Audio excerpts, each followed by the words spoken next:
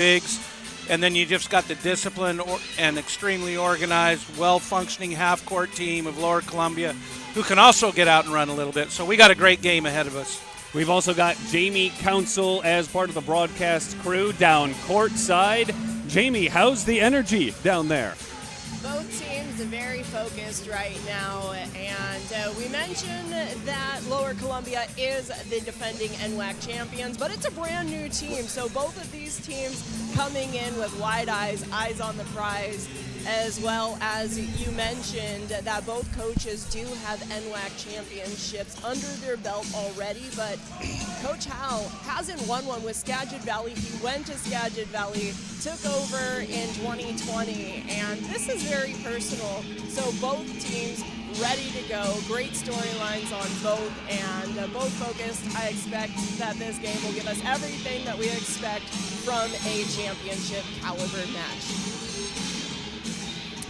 All right. Thank you so much, Jamie. As we've got less than a minute to go, we'll be treated at the start of this one to a presentation of colors performed by the Kennewick High School Junior ROTC, and the anthem this afternoon will be sung by Rita Fryer.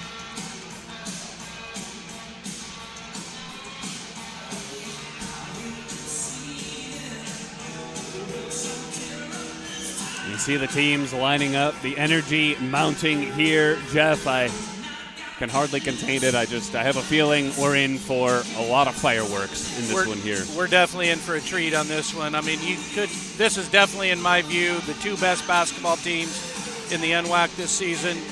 And the contrast in styles is going to be interesting to see how this game shakes out. Good evening, basketball fans, and welcome to the NWAC Championship Final presented by ICCU.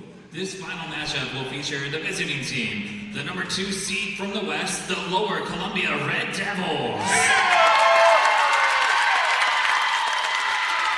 And the home team, the number 2 seed from the North, the Skagit Valley Cardinals. We would like to thank the sponsors of the NWAC tournament: Bodden Sports, E-Team sponsor, Herf Jones, Huddle, Visit Tri-Cities, The Venue, and our host Columbia Basin College.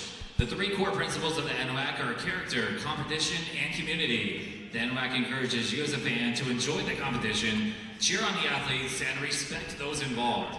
Good sportsmanship is at the core of competition, and the NWAC asks that you refrain from swearing and using derogatory remarks. No streaming of this game from any personal device will be allowed. All attendees must abide by the fan expectations and policies, and failure to adhere to these responsibilities may be cause for removal. Now, fans, would you please rise if you are able and remove your hats for the singing of our national anthem and the presentation of our nation's colors. Please remain standing until the colors are retired. Today's colors are being presented by the Kennewick High School Junior ROTC Color Guard, and the national anthem will be sung by Rita Fryer.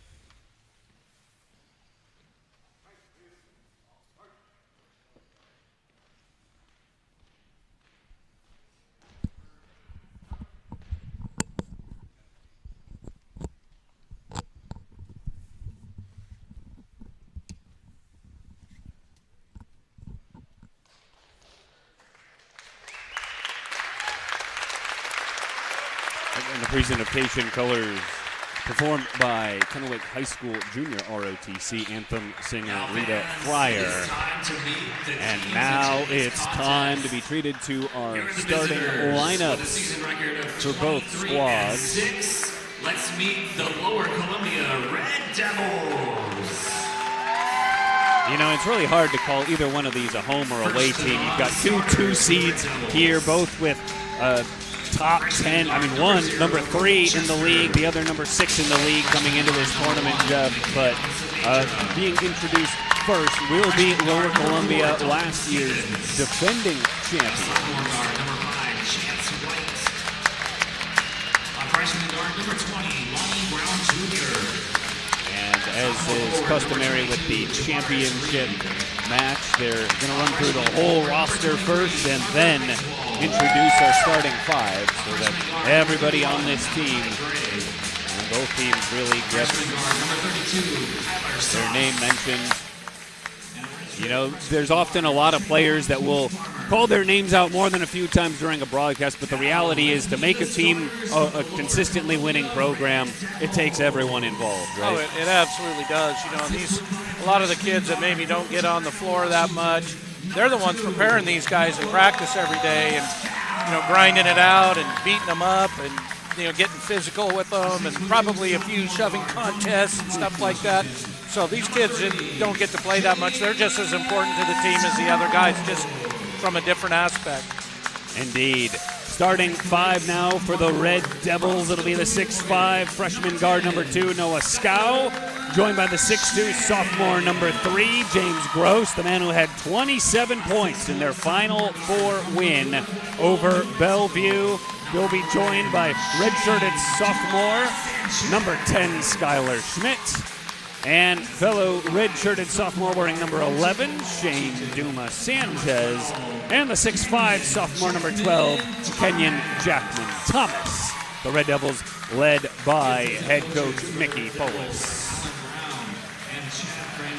That's a pretty good lineup out there. I'm excited to see how these kids perform. Really excited to see how Gross follows up his great game yesterday. Going to need another one today. Oh, yeah, it was him and a lot of that sophomore experience they leaned on. Skylar Schmidt, another name that comes to mind as one who really stepped up and helped them pull off that comeback in which they trailed Bellevue by 14 points at the half. Absolutely. You know, you can only do that as a team, and I think Coach Polis said, you know, one play at a time. Shifting focus over to the Skagit Valley side. They enter as the 2 seed of the North, but they are the number 3 ranked team in the league coming into this tournament, led by head coach Carl Howell.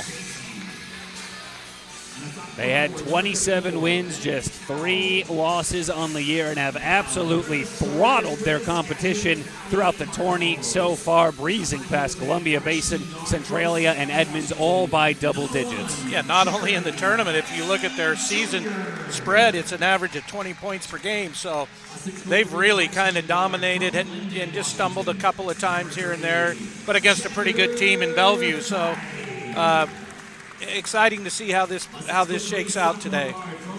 Number 1, Jerry Petty Jr., the 5'10 freshman, will be joined out on the court by the 6'3 freshman, number 3, Jager Fife, and the 6'3 sophomore, number 5, Blaine Granberg. The 6' freshman, number 11, Trayshawn Weatherspoon, and the 6'8 freshman, number 33, Malcolm Clark. And for as star-studded as the Lower Columbia roster seems, the Skagit Valley one here equally, if not more impressive, especially their backcourt. When we look at Jerry Petty Jr. and Trayshawn Weatherspoon, 2 all-region first-team mentions. They're leading the league 1 and 2 in steals on the defensive end, and then Weatherspoon, number 1 in the league in assists. Oh, absolutely. Those are 2 of the best guards I've seen in a while.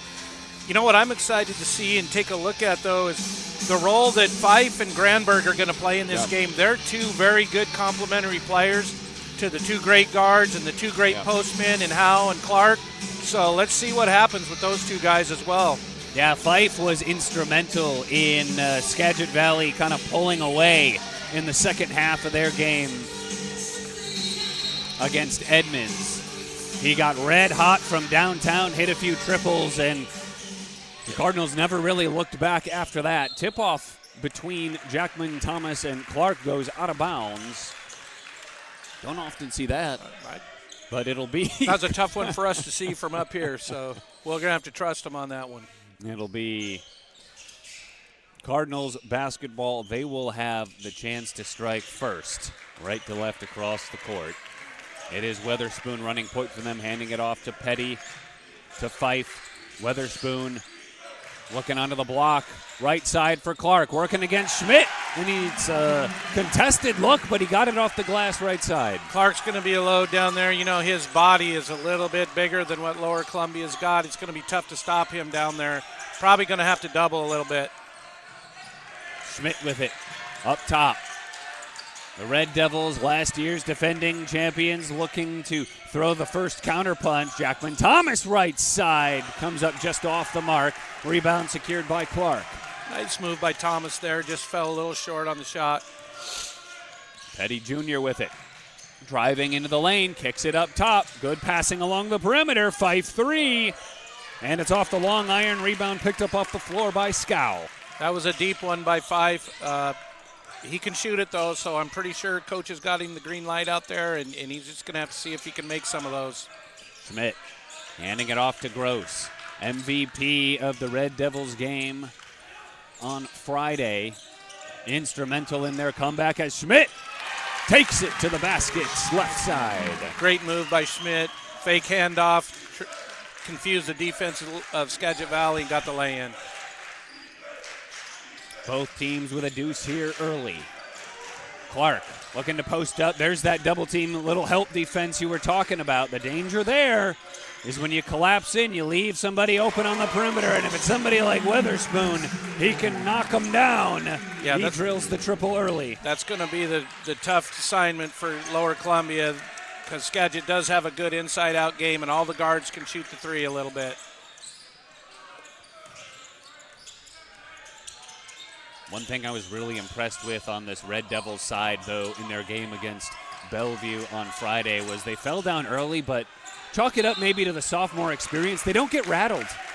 Yeah, they never get rattled. They just run their offense, run their set, keep playing, keep attacking, and next thing you know, they're right back in the game usually. So this is going to be interesting to see how it shakes out. As we mentioned, Skagit wins a lot of games by 20+, so see how this goes. Yeah, Granberg picks up his first foul. It puts Jackman Thomas at the line to shoot a pair of free throws here. First one's good. And it was just the physical toughness where LCC was a little outsized, too, against Bellevue, but it really didn't deter them. They played tough, physical, and they outmuscled them for a good portion, especially in that second half during the comeback. They absolutely did. And there it is, the hustle right there to get the rebound off the missed free throw. Open three for Gross, and he drills it. That's exactly what brought him back against Bellevue, and it's what gives him the lead here over Skagit early. Great start for Gross on that shot right there. That should get him going. They're going to need that from him today. Catch and shoot from the three for Fife, and that's dangerous. He was lethal, especially in their game on Friday. Helped them pull away from Edmonds up big. I think they led by as much as 19 in that one, and it was Fife's three-point shooting that helped get him there. Dumas Sanchez tries the reverse layup underneath the basket. No, it's out of bounds, and it'll be Cardinals basketball. Good move by Dumas Sanchez there. Tough shot. Got a little bit under the backboard. Didn't have a good angle on that one.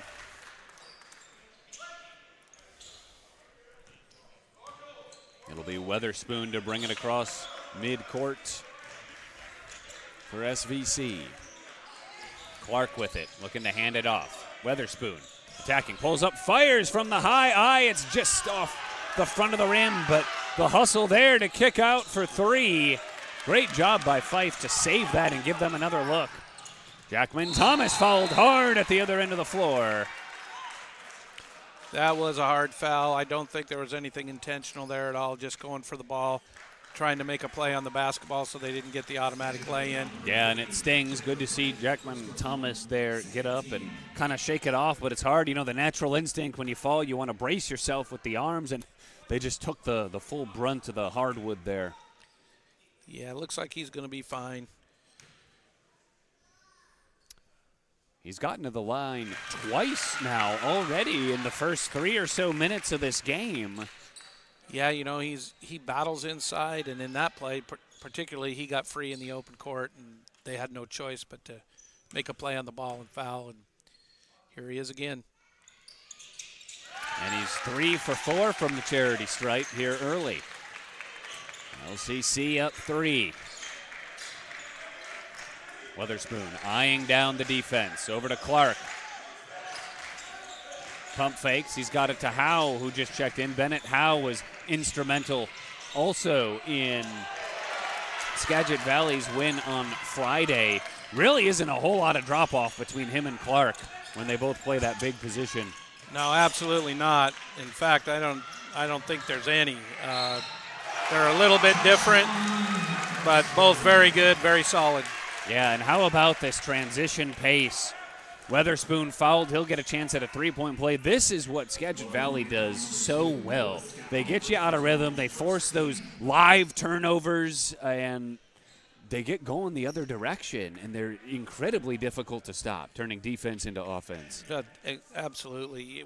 If they get Weatherspoon and Petty Jr. out in the open court, it's going to be a tough assignment for Lower Columbia to battle that. Yeah, they force the pace, they force the turnovers, they generate so much offense in transition, but they've also got the size, and it's interesting here seeing both of the bigs in there for Skagit. Absolutely. We played them early in the year, and they played both bigs together, and I kind of thought they were almost unbeatable, actually. Gross. To Schmidt, he'll fire for 3. Oh, it was a good look, just a little short. Great look by Schmidt. Great looking shot. I think Skagit got away with one there. That could have easily been a three-pointer.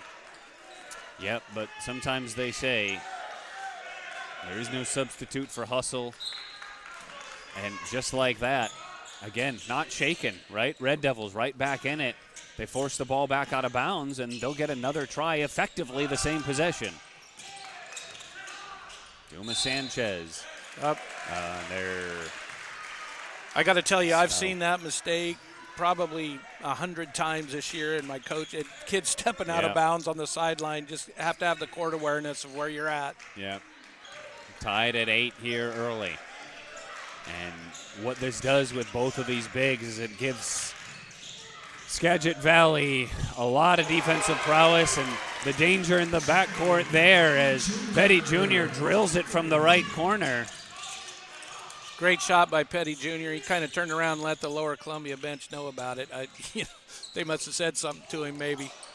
Schmidt falling to the floor. Jackman Thomas inside. Kick out for Dumas Sanchez working against Weatherspoon. Fires the mid-range gun. No. And then Howe smacks it out of bounds. But, I mean, shoot, you look at two of the best guards in the league with Weatherspoon and Petty, and now you've got two of the best shot blockers in the lead. You mentioned almost unbeatable. You're looking at Clark, who's number 2 in the league in blocks with 57 on the year. Bennett Howe's number 4. He's got 44 blocks on the year. Yeah, when they put both bigs in at the same time, I really think they're a tough team to beat. They're both such good basketball players with such great court awareness and timing. Meanwhile, Petty Jr. picks up his first foul, team's third.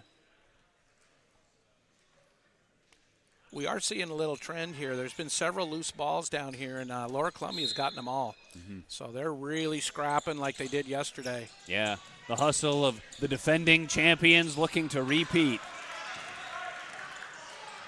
Weatherspoon driving right side. Oh, did Schmidt get a piece of that maybe? Try no good. Dumas Sanchez picks up his dribble at the other end of the floor. Inside to Scow. Scow denied by Howe, the number 4 blocker in the league. And at the other end of the floor, it's Petty Jr., and that's just what they do. What a great finish by Petty Jr. in traffic. But you're exactly right. You know, they got the block, got out in the open court. Going to be hard to stop. Yeah, they're tough to run down when they've got the open space. Meanwhile, Gross falls to the floor, no call. Cardinals. Petty tries to get it off the backboard, no. Now LCC with the chance in transition, and Schmidt How do you like the nifty, nimble maneuvering there by Skylar Schmidt? Yeah, little Euro step there. Yeah. That could have been called a travel, but it wasn't, so a great move by Schmidt. I feel like they're getting more and more generous with that today in the professional leagues, so. Yeah, no question. Kind of an NBA Euro step indeed. Yeah. But a whistle blows underneath the basket. Yeah, there you just see the size of Clark there. You know, he just 3 shots, going to go to the foul line after the third one, so going to have to keep him blocked out. That'll bring us into a media timeout with 13:48 on the clock. It's Skagit Valley 13, Lower Columbia 10 here in the NWAC Basketball Championship. It begins with the ball. You see, a ball is not just leather and rubber. A ball is the seed that communities grow around.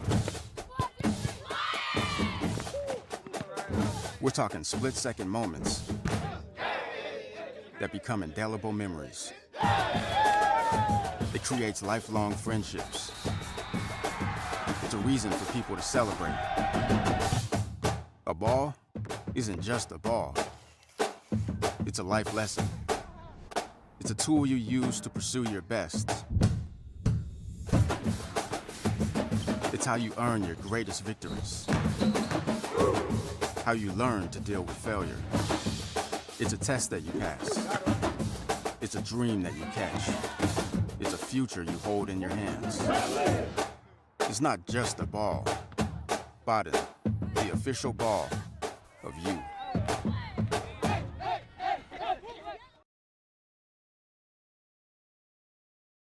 Are sponsored by Ziply Fiber, America's fastest home internet provider. Sign up today at ziplyfiber.com. Plans start at just $20 a month. Resuming play with Clark shooting a pair of free throws here. Malcolm Clark, the all-region first team mentioned in the North, averaging over 14 points per game. He's second in the league in blocks. Misses the front end there. One more coming. And he'll split the pair. Yep, good split there. You don't want to miss too many free throws in the championship game because it could come down to that stat alone by the end of the game.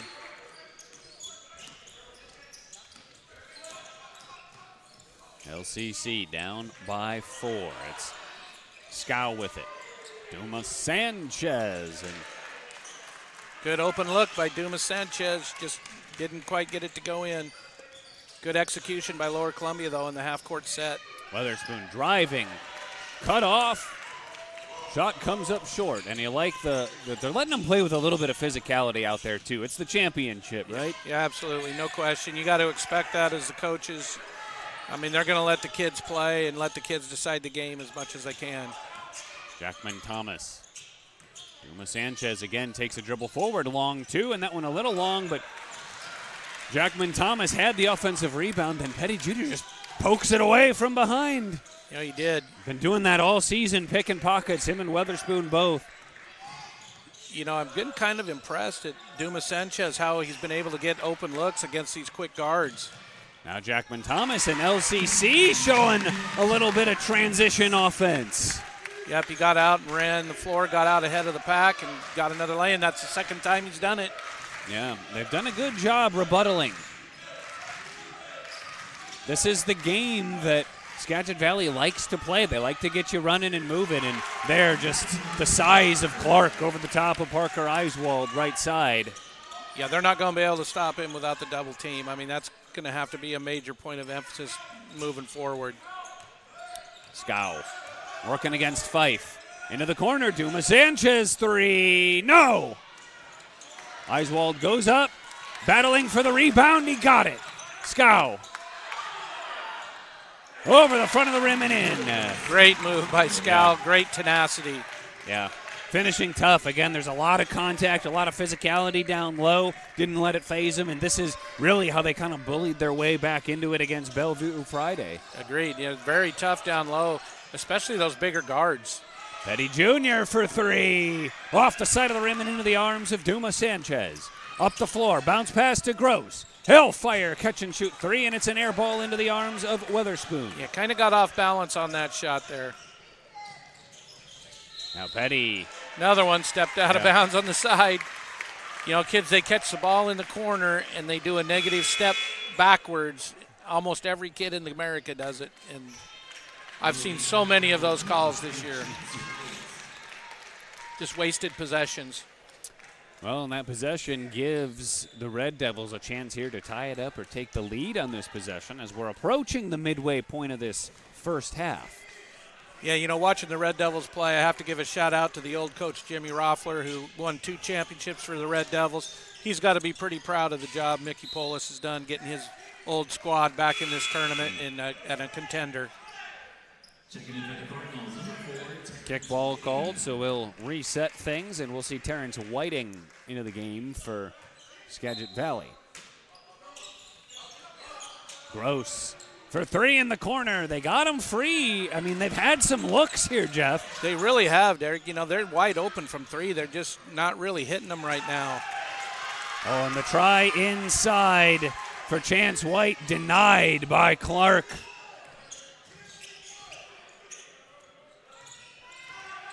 Petty Jr. pulls up, fires the long two, and he falls to the floor. He'll be headed to the free throw line for 2.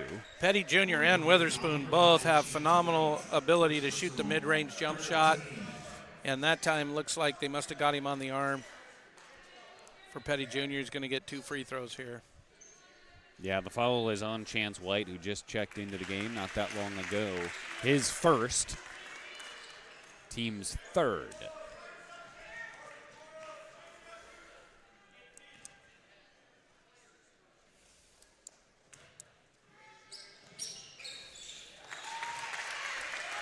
Back to a 2-possession lead for the Cards here early. You know, I'm kind of surprised the open looks Lower Columbia's had from 3. You know, they're just not making them right now. Or this. No, but you notice they're doing a lot of off-ball movement. We're seeing off-ball screens and curling. Like they really designed these well, even on the inbound passes. They obviously came with a playbook in hand. And there, again, Jackman Thomas, he doesn't get the shot, but he's able to draw another foul and head to the line for what would be the 3rd time this afternoon. Right. Great strong move there. And, you know, Skagit is doubling down in the post a lot, too, so they're also getting a lot of kickouts and some good opportunities. First try good. But, yeah, that's what I really like about this Lower Columbia team is they're just so active. I mean, nobody stands around and really watches, right? And I mean, that's why they've got 6 double-digit scorers, you know, on the roster, right? Yeah. I mean, that's just testament to it. They're fairly balanced. Everybody contributes both ends of the floor. Well, you heard in Gross's interview yesterday, they're not very good losers, so they do a lot of things to equate to winning. Yeah, wise move there by Howe. Waiting for the defender, Eiswald, to fly by him after he left his feet.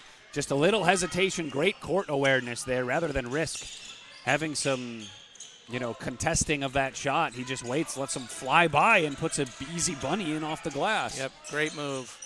Wilma Sanchez trying to work his way inside against Whiting. To Eiswald. Sanchez. Oh, and he throws it away. It was intended for Eiswald, but it goes right into the chest of Petty Jr. Now to Clark. Weatherspoon gets the screen.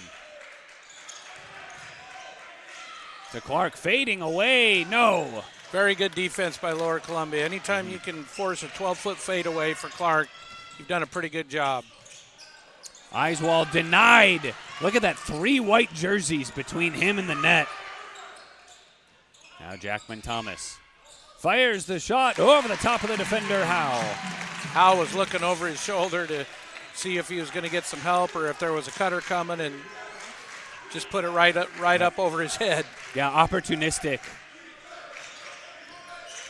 But again, that's that sophomore experience here. I mean, most of this Lower Columbia squad here leans, they've got a lot of redshirt freshmen, they've got a lot of sophomores, and they lean on that experience and the toughness of some of the same members of this team that were part of the championship team last year. Yeah, and little storyline developing here. Have we seen Weatherspoon score yet? I don't know that he's even maybe taken a shot yet. We'll talk a little bit more about it when we come back. Skagit Valley 20, Lower Columbia 18 with 8:40 to go here in the half of the.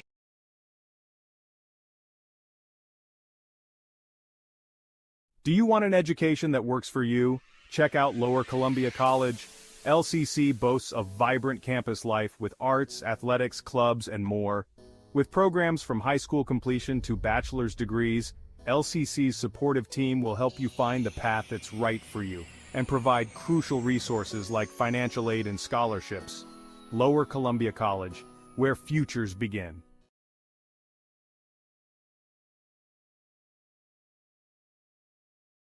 Do you want an education that works for you? Woof! That's another one. How have you hit every green light? Well, I just started banking with ICCU. ICCU? Yeah, it's the kind of banking only a credit union can provide. It's high-tech and personal all at the same time. I get notifications for deposits, fraud alerts, rewards on my everyday purchases. It's red, red, red, red! It'll turn. I even got a great rate on this new car. And that magically turns all the lights green for you? You tell me. Everything you need for your banking and everything you love about a credit union. ICCU. Life's greener here. 20-18, the score will send it down to Jamie Council on the floor. Jamie. Thanks, Derek. I'm joined by Kyson Rose. Played for Walla Walla, went on to play for the University of Idaho, this year's Big Sky Tournament champions, and now working for ICCU, the presenting sponsor of this tournament. Talk about the full circle moment of being able to give back to a league that you played in. Yeah, it's definitely been something. Sorry, whole game is going on.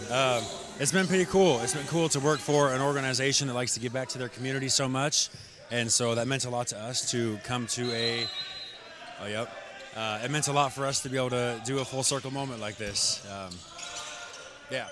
Now on the other side of things, and the NWAC, it was a stepping stone for you and many of these players' aspirations beyond the hardwood that they're playing now. Just talk about the NWAC and what it provides to players looking to advance their basketball careers. Yeah, I think the NWAC it was the perfect stepping stone for me, and I think it can be for these players too. The NWAC gives players such a freedom to play the way that they want to play and to express, especially in this tournament. I've seen at least a dozen college scouts here watching these guys. It just gives them a great opportunity to put themselves to the next level. And I know your story personally.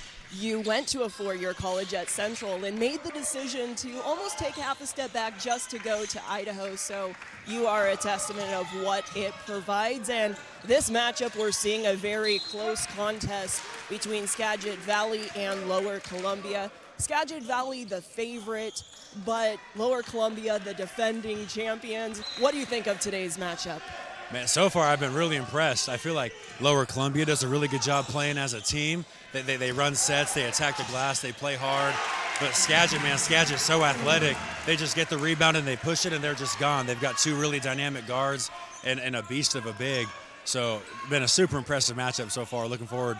I'm sure it ends a one-possession game the way it's been all day. Cardinals up by 4. Back to you, Derek. Thank you, Jamie. We'll see there the active hands. It's not just the backcourt. That was Malcolm Clark in there reaching, trying to poke that ball away, Jeff. Absolutely. Both teams are hustling on D. There's no question. And we finally got a look from Witherspoon down there. He didn't make it, but, I think they need to get him going in the offense to kind of see if they can open things up a little bit. Yeah, he's been fairly quiet thus far, just 6 points. Petty Jr., the Cardinals' leading scorer with 7 here early. Over on the Lower Columbia side, he must have hurt us there as he pulls up players from the elbow left side. He got mad at me. I'm telling you, he's a really good player, and he can do a lot of good things out there. I'd like to see him get a few more shots and see what he can make happen for his squad. Now, at the other end of the floor, what's kind of surprising is it's the two bigs, if we'll call them that, the two forwards for Skagit that are their leading scorers right now. Schmidt and Jackman Thomas are the leading scorers for Lower Columbia. And, they're outsized. They're having to battle down low. Yeah, they are battling. And no Clark question. with the follow-through. Howe in transition couldn't get to the go, but Malcolm Clark escorts it home with two hands, and that's going to prompt an LCC timeout. Yeah, those two bigs, there were the two nightmares for us when we played. I mean, we couldn't stop the guards. That was a given. But you get those two bigs. I don't know if you know that it was the two bigs that got out and ran the floor. Yeah. You know, Howe missed the lay-in, and the other one put the dunk back in. Yeah, certainly a star-studded, stacked roster on the Skagit Valley side, but I'm just impressed again with the toughness of this Lower Columbia squad, and you get the feeling they're not gonna be shaken. They're not gonna deter. They were down 14 at the half in the first one, came back to win it over Bellevue, and Bellevue was the 1 seed in the North, right? So I mean, and in the tournament. Yeah. You know, Lower Columbia is never going to quit. You know, Coach Pullis isn't going to tolerate that. I mean, and these kids come from a winning tradition. You know, there's no question they're going to battle the whole time. But they find themselves down 6. Sanchez against Weatherspoon over to Schmidt. Scow with it. Now Duma Sanchez, open 3, and they need to hit those if they're going to have a chance here today. They've had some open looks. Basket hasn't been kind to them from three-point land, but they hit it there. Yep, I think that puts them at 2 for 7, so they need to heat up a little bit from there. But returning fire at the other end with a quick bucket. Petty Jr. These two guards have such good mid-range pull-ups. I mean, you've got to stay on them all the time. You've got to stay mentally alert, locked in. Yeah, it really is a pick-your-poison kind of situation. Do you take away the back court or the front court? I mean, you choose to try to limit the guard play and you expose yourself to those bigs down low, and then the opposite, of course, is true as well. Petty Jr. fouled. He'll head to the line for 2 as Chance White is going to pick up what I believe will be his second. Well, there's what you've been talking about, Derek. I mean, Petty Jr. just out in the open court, just exploding by the defense. Yep. Hard to stop in the open court.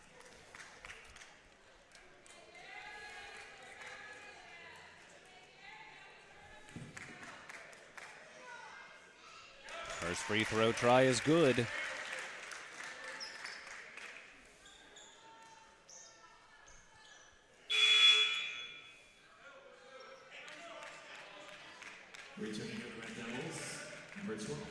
Jackman Thomas back in for Lower Columbia.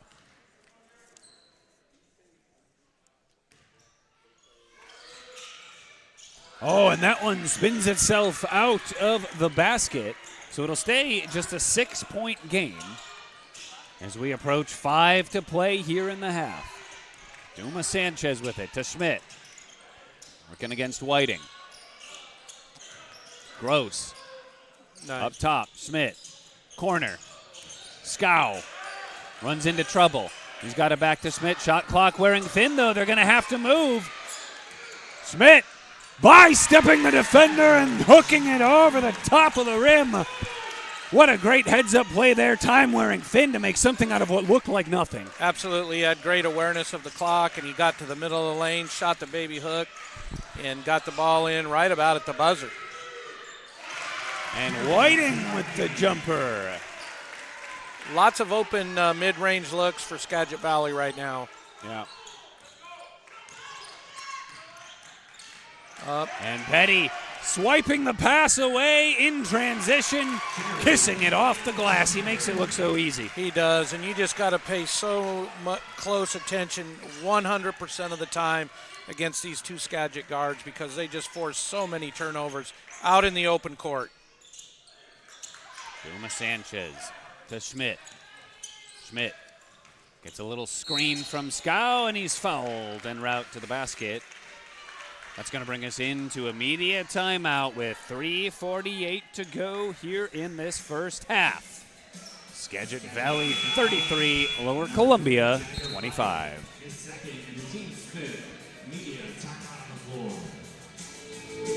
My name is Luis Lopez, and my dream career is to be a winemaker.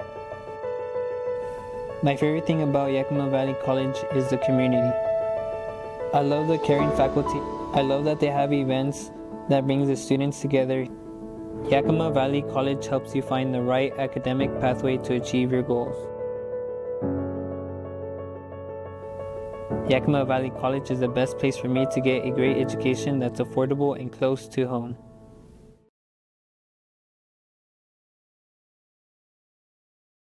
Field Level, the official recruiting partner of the Northwest Athletic Conference. Coaches and athletes use Field Level to discover and share opportunities in sports. Join to connect with coaches, find opportunities to play at the next level, view and post coaching jobs, and more. Create your free profile today at fieldlevel.com. And we're proud to announce Child Care for Construction, funded by Business Oregon, administered through the Bureau of Labor and Industries, in supporting early career construction workers and their families. If you or someone you know needs help with child care while training or working, scan the QR code or visit oregon.gov/BOLI/apprenticeship for more.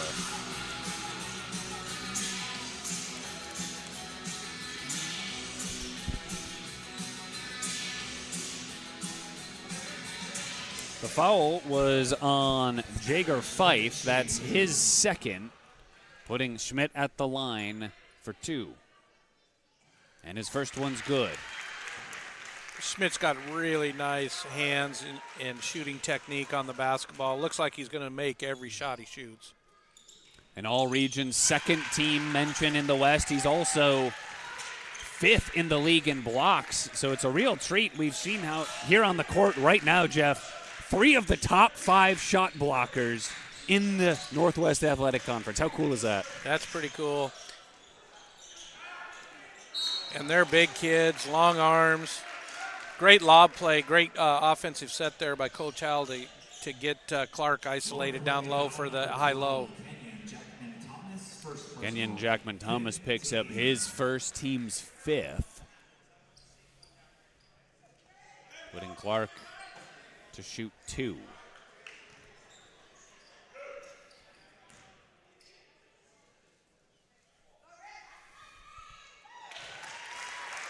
First is nothing but net. You know, earlier in this tournament, I was remarking on the free throw shooting while they were at the line, but I felt that I might have cursed the broadcast a couple, so yeah. He makes them both. Yeah, here recently, they've been shooting free throws pretty well. Yeah, both sides, which hasn't been the case for everybody throughout the tournament. Absolutely. Nice set, Free and Scow on the baseline down there. Over the top of the defender when the fade away, and he gets the shooter's roll off the foot of the rim, then the front, and it found its way through. Great 1-foot fade away there. Reminds me of an old player who used to play at Linden High School named Dennis Hill. Unstoppable with that move. Scow looked just like him.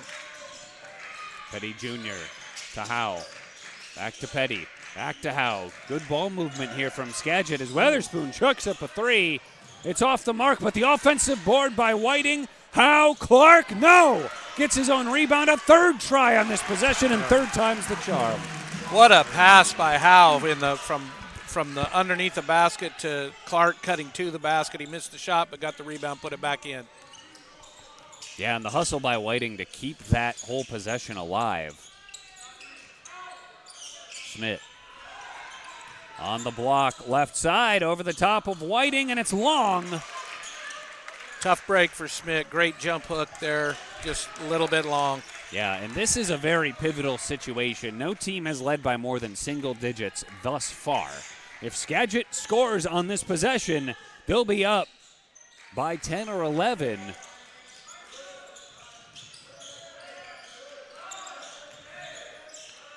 Petty pulls away, no, and I think that works. That was a good stop there by LCC as they look to keep this within single digits, I would think, heading toward the half. And how about that? James Gross, the man who scored 27 in their game on Friday, hits what I think is his second triple of the day. And just got a big turnover down here for Lower Columbia. And this is the resiliency, right? I mean, they're on the edge of going down double digits. They get a stop, they get a triple. They now kind of cascade that, right? It amplifies into another stop, and now back-to-back scoring possessions. This little run started with a very difficult shot that Petty Jr. took on the baseline, led to an open three down here, and then they get the turnover and the lay-in. Every time, every possession is extremely important. They try to lob it to Clark, but it's deflected out of bounds. It'll stay with the Cardinals. They've got 9 on the shot clock to work with. You know, Skagit had the ball there to go up 10, and since you said that, now we're suddenly in a three-point game. Petty fires from downtown. No, but Whiting. Wow. To Clark, and Clark puts it in. Whiting making his presence felt out there with the hustle plays. He really is. There's been at least 3 possessions where he's been able to keep it alive after the initial try was no good. Just showing the hustle out there. You know, the LA Lakers used to say there's no plays in the playbook for AC Green, and that's kind of what Whiting's doing right now. Noah Scow with the 12-foot corner jumper and a timeout with 29.5 seconds to go in the half. It's just a 3-point game.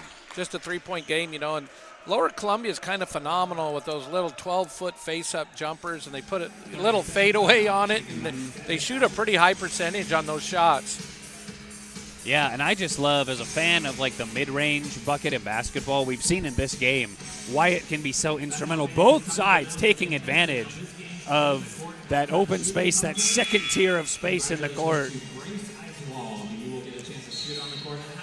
And we'll use this time to thank We Coach, a one-of-a-kind nonprofit membership organization dedicated to recruiting, advancing, and helping women's coaches in all sports and levels throughout year-round professional growth. NWAC, a proud partner with We Coach. Learn more about it at wecoachsports.org.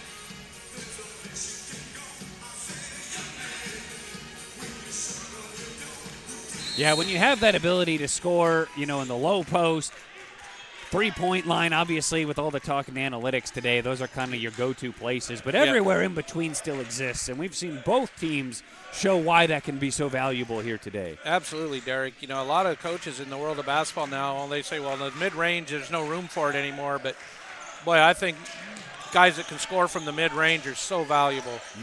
I have one on my team myself. And Clark hammers it home for an exclamation point at the end of the half. Duma Sanchez chucks one up, but that will end this first half. 41-36 to score. Let's watch that exclamation point, the two-handed jam by Clark to put the Cardinals up by 5 here as we enter the half. We'll send it down courtside now where Jamie counsels. Thanks, Derek. Joined by Mickey Polis. At one half of play, kept it a single-digit game. What did you think of that first half of play? Yeah, no, I think we got kind of that first the championship jitters out a little bit. They're a really good team. You got to get back on transition. We can't keep turning the basketball over and letting them get in transition. Those are easy buckets. We got to do a better job on the boards. They're getting way too many second chance opportunities. We got to clean up rebounding, and we got to take care of the basketball. And with this year's squad, even though defending champions, it's a new team. Talk about taking that energy into a championship game like this. Yeah, you know, we got one returner that played last year in James, and so, I think that first 10 minutes, you kind of got to get the feel, a little jitters out. I think we settled in there for a little bit. It was about 8 points, and we were able to cut it back to 3. That's 5 at half. We're in a good spot here for the second half. Thanks for your time, Coach. Thank you. Again, Mickey Polis as Lower Columbia defending champions down at half. Skagit Valley has been tough for everybody, and Polis says Clark is presenting a big problem down low, something that they're going to be talking about in the locker room at half. Back to you, Derek. Thanks, Jamie. We'll break down some of those numbers for you when we come back. And then also, Jamie's going to chat with head coach of Skagit Valley side, Carl Hull, when we return for second half action right here during the NWAC Basketball Championship Final of the NWAC Sports Network. Did life get in the way and cause you to give up on your college dreams? You're not alone, but now it's your turn. At Chemeketa, we believe it's never too late to start again. with dozens of career programs designed for adults ready to change direction and earn better pay. Whether you're chasing better opportunities, new purpose, or unfinished dreams, Chemeketa is here for you. Your future didn't disappear, it just waited for you. Visit go.chemeketa.edu/pathways and take the first step. Experience the new era of ticketing with Vivenue, the official ticketing platform of the NWAC Championships. All great sports events only work when the infrastructure is top-notch. Vivenue provides the most modern ticketing solution in the industry to NWAC, and to already more than 80 colleges and associations in the U.S. alone. Welcome to the new era of ticketing. Welcome to Vivenue. Try an adventure in the sun. Try 3 rivers. Try 300 days of blue skies. Experience Washington's Tri-Cities. From farm to table to food trucks, enjoy a burgeoning culinary scene. Day trips, river dips, golf tips, and wine sips. Horseback and backpack. We have it all. Plan your trip at visittricities.com.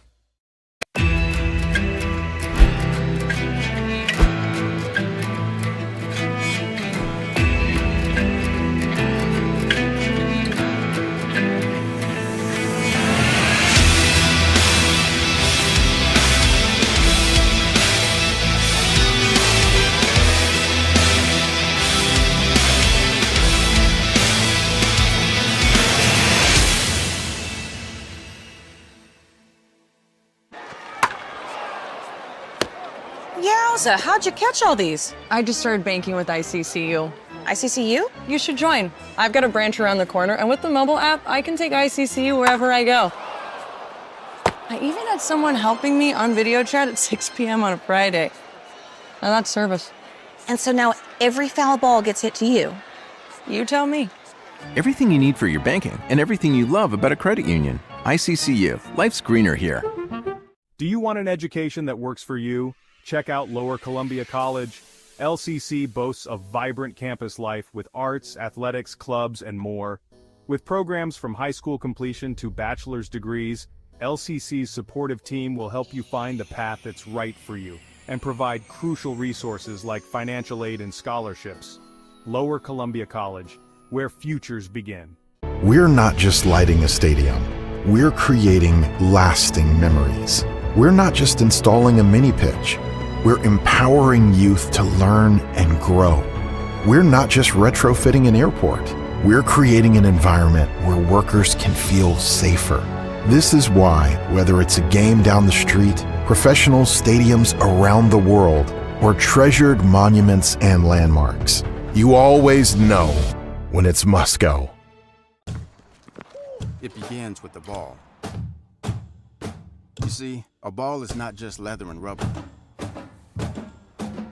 A ball is the seed that communities grow around. We're talking split-second moments that become indelible memories. It creates lifelong friendships. It's a reason for people to celebrate. A ball isn't just a ball. It's a life lesson. It's a tool you use to pursue your best. It's how you earn your greatest victories. How you learn to deal with failure. It's a test that you pass. It's a dream that you catch. It's a future you hold in your hands. It's not just a ball. Bottom, the official ball of you. Do you yearn to learn? Check out Centralia College Areas of Study. We've got fine arts and design, early childhood education, application development, biology, and who could forget electronics, robotics, and automation. Want to learn more? Check out our website or give us a call today. Oregon needs to build schools, bridges, semiconductor factories, and much more. That's great news if you work in the trades. Even better news? Business Oregon and the Bureau of Labor and Industries have partnered to create childcare for construction. to help construction trades workers and registered apprentices pay for childcare. To learn more, visit oregon.gov/BOLI/apprenticeship. We know when workers thrive, Oregon thrives.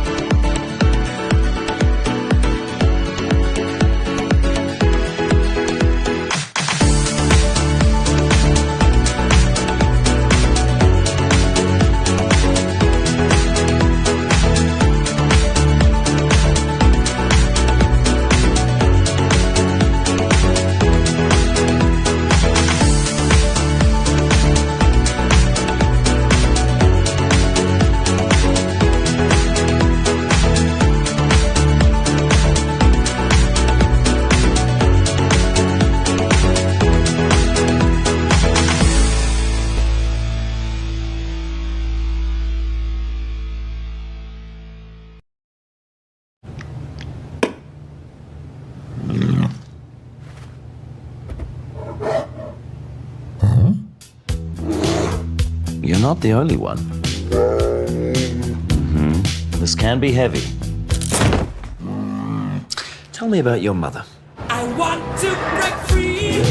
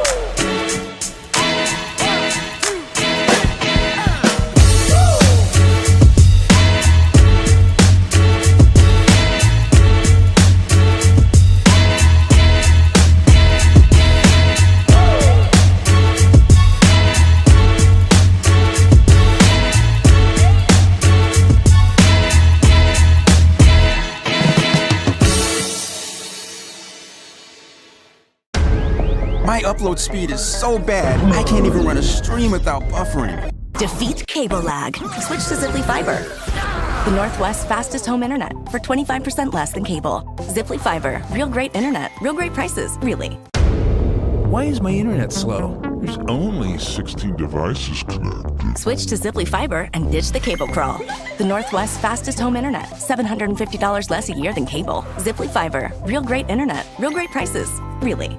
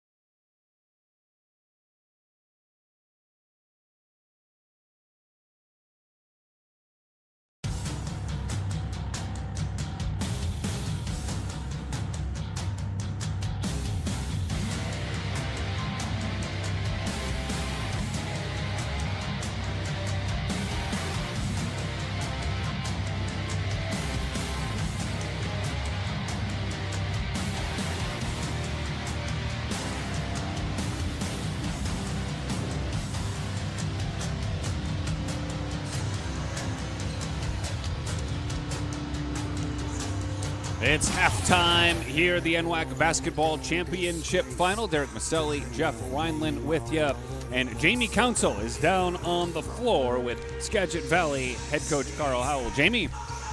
Hey, Derek, joined by Coach Howell, as wearing your lucky blazer up at half.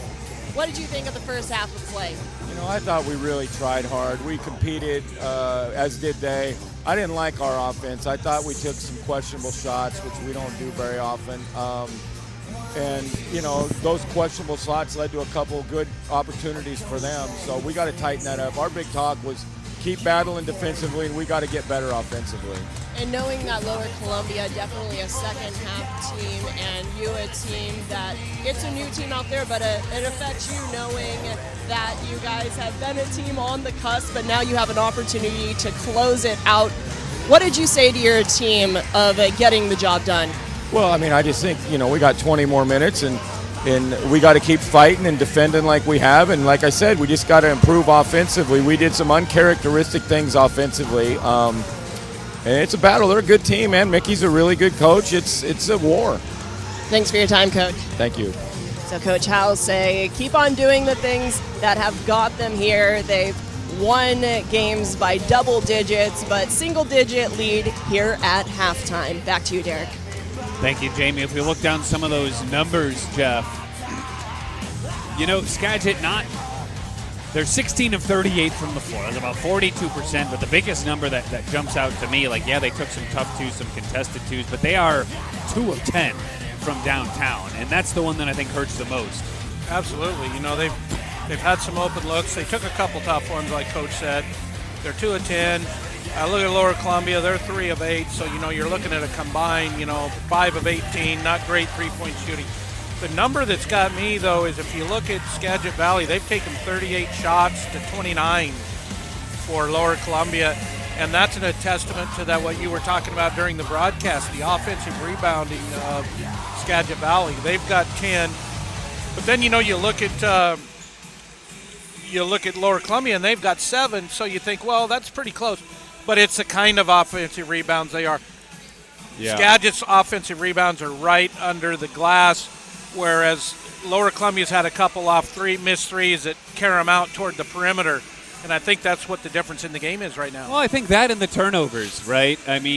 We know the Skagit Valley squad generates a lot of them. You've got Malcolm Clark with 2 steals, Petty Jr. with 2 steals, and that's led to 10 points off of those turnovers for the Cardinals as well, which obviously a huge factor in what is a 5-point game at the half. Yeah, generally when Petty Jr. and Weatherspoon get steals, it leads to baskets. And, Skagit with only 3 turnovers, I didn't realize. That surprises me a little bit. I thought they might have turned it over a little more than that, but they didn't. And, Lower Columbia's got 8. That's a little bit high for what they normally would do. So, big difference in the game also. Yeah, but they're playing tough. They're a little outsized in those post positions, but they're not being out-rebounded. I think if you're on the Red Devil side, you're looking at, okay, can we mitigate those turnovers, keep doing what we're doing? And we heard it from Coach on the Skagit Valley side. We just got to run our offense a little bit better, and I think those are what both teams are going to look to do here in the second half. Absolutely. I think what Coach Howell's referring to, they've forced a few shots that have really led to run-out baskets by Lower Columbia or run-out open threes. Scow with it. Defender falls down, and they call offensive foul as Jager Fife hits the floor.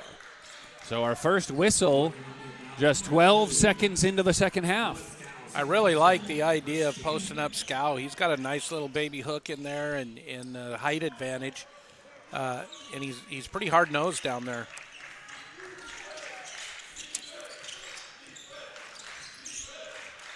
Petty Jr. over to Clark. Clark hands it off to Fife. Bounce pass down low. Nice little pick and roll action, but he can't get it to drop. Schmidt with the board for LCC. Here come the Red Devils. Jackman Thomas on the elbow left side working against Granberg. To Schmidt in the corner. One-on-one with Howe down low. Hooks around him. Got it. Yeah, if he can get to the middle with that jump hook, he's going to have some success because he's got very long arms. This Lower Columbia squad, last year's defending champions who've trailed by 14 at the half in the Final Four, came back to win it, down just 3 here in this one. Petty Jr. somehow able to keep a handle on the ball, kicks it out to Fife for three. It's off the mark, just a little strong, and the three-point shooting woes continue here for Skagit Valley. Skagit really needs Fife to knock a three down, get his confidence going. We're going to be in a tie ball game. Yeah, chance at a three-point play as Scow fouled, count it, and one. He's got a chance to tie this up, and Fife was instrumental in Skagit Valley pulling away from Edmonds on Friday in their Final Four matchup. But he's going to take a seat over on the bench there after that missed three and picking up his third foul.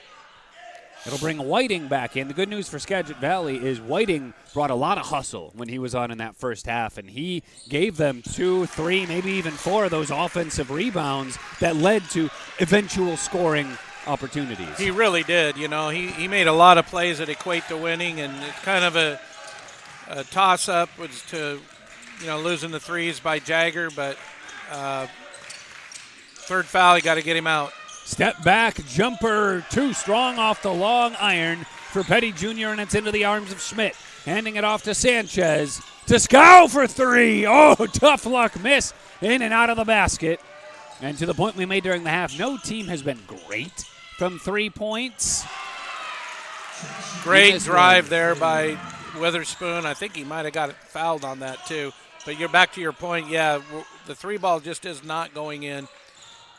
Witherspoon has been fairly quiet thus far, but definitely a good drive and finish there. He's got 12 points, averaging north of 20 a game. Yeah.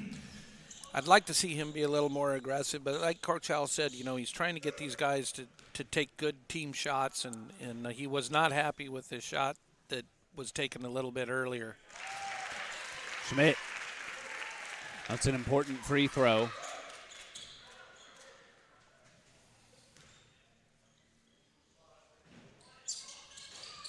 And that one's good, too. The free throws, a big part of what's helping Lower Columbia keep pace here. They've missed, I think, only one so far this afternoon. They're 10 of 11 from the charity stripe. Absolutely, and you look up at the board there, and you see Schmidt with 14. That's game high, I think.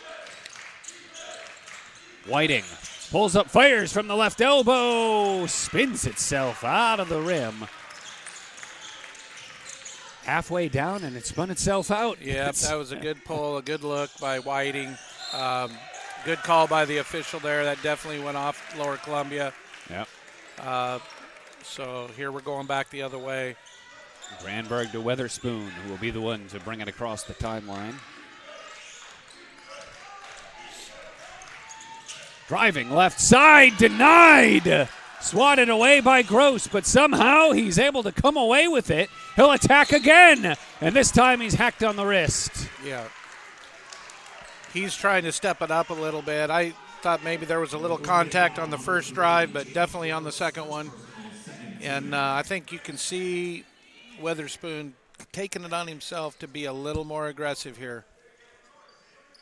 Yeah, the all-region first team mentioned, first in assists, first in steals.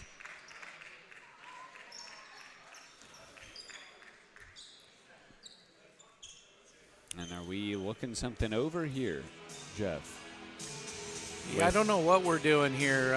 Only about 3 minutes into this second half. We're tied at 43. There was just a foul on the floor, and they had called it on James Gross, which would be his first, team second. I think the official's got a cut on his chin from the collision with Witherspoon on the Yeah. drive. Along the baseline there, so yeah. I'll get that tended to. And it's very similar to what we saw in the game against Bellevue, where Lower Columbia hung around. They did enough to hang around in the first half, and they really came alive in the second. Now, just less than 3 minutes into the second half, they've erased their two-possession deficit, and we're tied at 43. We'll use this time to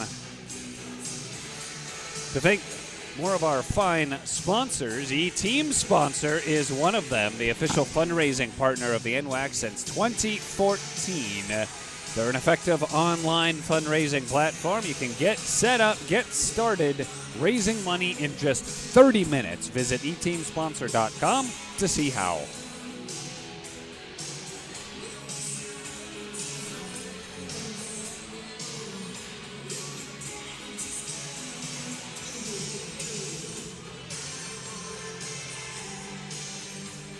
So while the official there gets patched up from the collision along the baseline,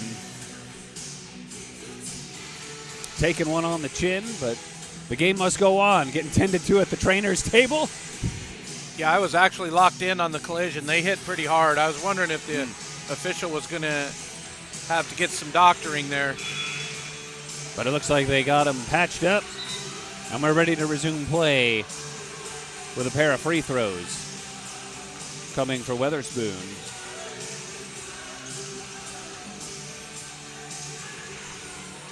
You know, Weatherspoon's been really aggressive the last few times down the floor. Let's look to see if that's going to continue. He's only taken one free throw so far in this game, and it was an and one. He's got this one front end. Second try up and coming.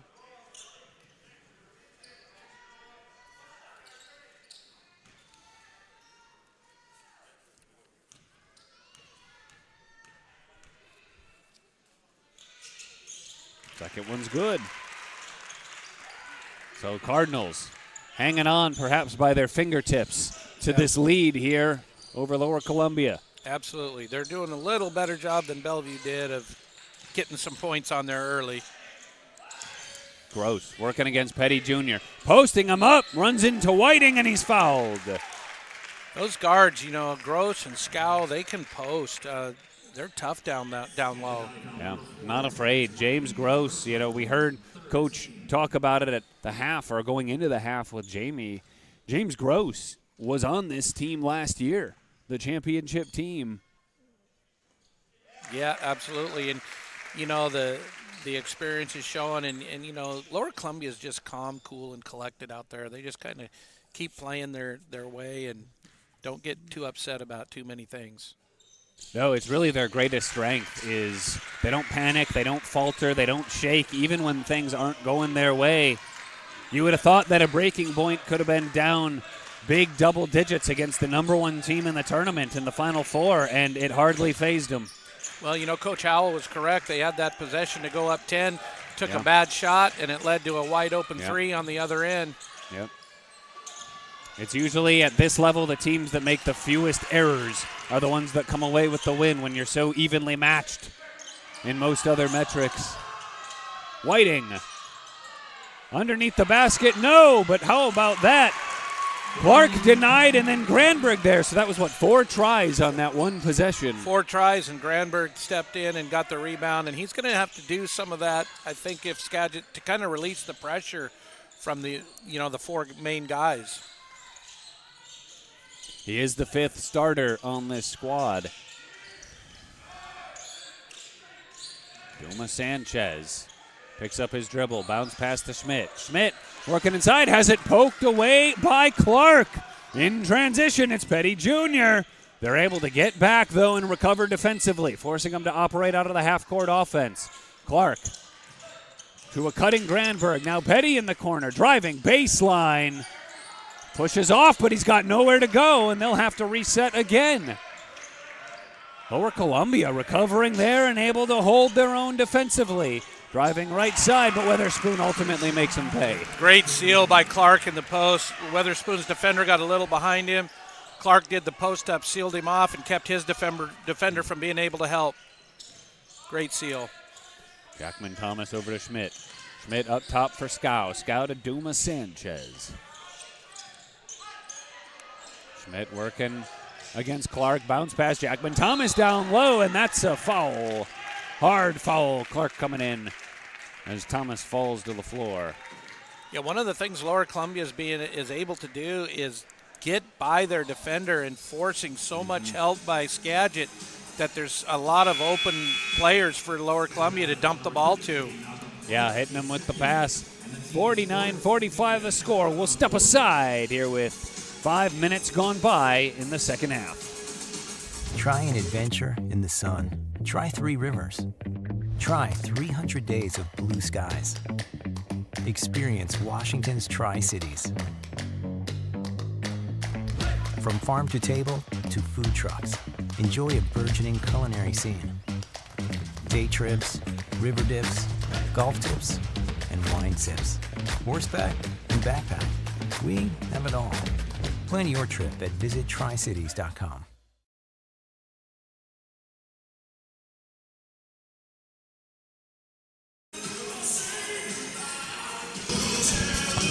Dave, can you shoot up here? It's a 49-45 game here. We passed the first 5 minutes of the second half, and it seemed like Lower Columbia came out with some fire similar to what they did Friday, but thus far, Skagit Valley's been able to hang on to this lead, even if it feels like they've been sweating a little to do it. It did. You know, I felt like they got a little shaken there at the start, but they've kind of recovered. And I think mainly the aggressive play of Witherspoon has really helped them.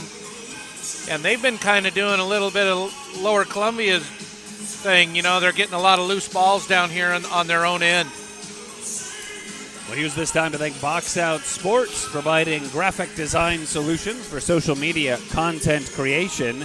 They've got custom templates and a comprehensive content library that allows users to create professional graphics and motion graphics quickly without the need for advanced design skills.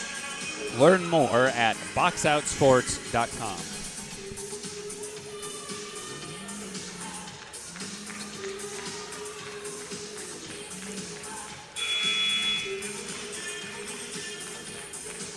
We'll resume play with Jackman Thomas at the line, shooting a pair of free throws after he was fouled by Clark.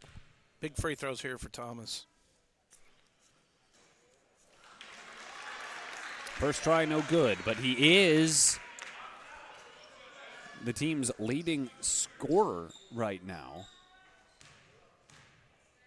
Or check that, he was. I had to refresh the live stats, courtesy of NWACsports.com, where you can follow along. That's how we're keeping our stats here today. But he's right there with 10 points, and he's been a big factor in the game. Yeah, one of 2 double-digit scorers for the squad right now. And Petty Jr. hits a big bucket at the other end. He's got 15. You just can't take a rest on Petty Jr. or Witherspoon. They run off those screens, and if you're not right there, they're going to pull the shot. Inside to Scow, and Scow off the glass. Wow, great. What a pass, threading that needle there. Absolutely, and what a great post up by Scow. Yeah, and Granberg was in front of him. He had a chance at that pass, just couldn't get a hand on it. And Scow makes him pay. Witherspoon fires the 3 from the top of the arc. No, Jackman Thomas boards it for the Red Devils. Running in transition, Duma Sanchez snaking his way. He's cut off by Whiting. Up top to Schmidt. Catch and shoot. 3. Splash! Yeah, I don't think you can sag off Schmidt too much. He's just got such a pretty looking stroke. You know that he knows he's going to have a good chance to make those. And he's got 17 now for LCC. Their leading scorer so far this afternoon. Granberg returns fire in and out of the basket. Tough luck miss for him. Yeah, that was a good look. Halfway down, just didn't go in. Oh, and they try to lob it to Scow that time. Granberg was in front and able to intercept the pass. And they throw it away at the other end. Petty Jr. not able to keep a handle on that pass. It's out of bounds into his bench. Yeah, that was unfortunate. Just took his eye off the ball, made his move a little before he caught the ball. Here we are at the 13-minute mark, and we've got a 1-point game. Lower Columbia hasn't led in quite some time. Not since the earlier stages, first 5 minutes or so of that first half. But this is exactly what they did against Bellevue. They hung around, and they came back, and Scow fires just short. Howe might have just got enough in his face to upset that shot just a little bit. Just a bit. Boy, that was wide open. Petty Jr. to Witherspoon. Witherspoon to Clark. Pulls up, fires the long-range gun, and it's off the mark. Yep, Schmidt boards it for LCC. Don't like that shot. They could have got a better shot down there. Coach Howell's equally frustrated, I think. They need to get better looks. Possessions are so valuable at this point in the game. Scow trying to post up against Clark, and that's a tough assignment for anybody. Yeah. His shot way off the mark. At the other end of the floor, it's Witherspoon to Whiting. Clark, good ball movement here. Look at the passing from the Cardinals. Weatherspoon turning fadeaway jumper, and still a tough shot. I mean, they moved the ball well, but they're just not getting anything easy right now in the paint. Very tough shot, fadeaway 6-7 footer with a guy right there. Just not getting a lot of open looks for Skagit right now. Schmidt with it. Gets the pick from Jackman Thomas. At the free throw line, has it poked away, picks it up off the floor, tries to go off the high glass, no, and it's out of bounds.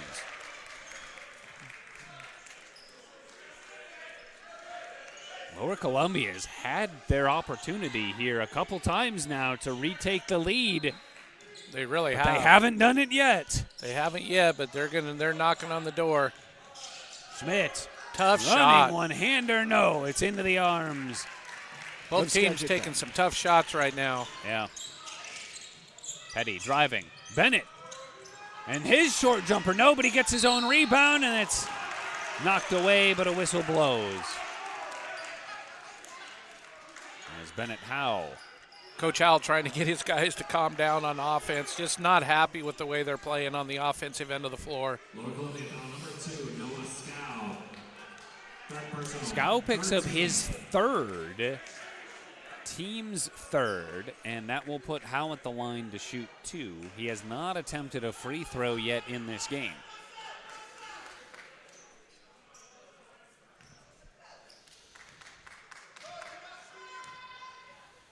But he did well for Skagit on Friday. Was a double-digit scorer for them, particularly when Clark got into some foul trouble early. Bennett Howe played much of the first half in that one. Played significant minutes in the second also and played really well. Again, with him and Clark, you mentioned almost unstoppable.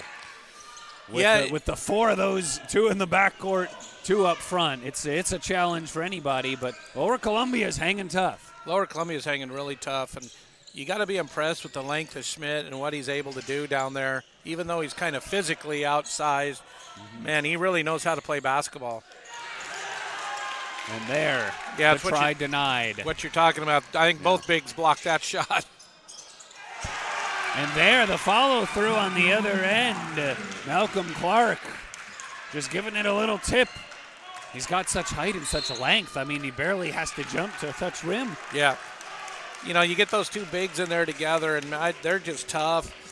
And right there, you know, they got Petty Jr. to take a pretty tough shot, and Clark's just there to put it in. Timeout on the floor. Skagit Valley 55, Lower Columbia 51 at the 10:52 mark.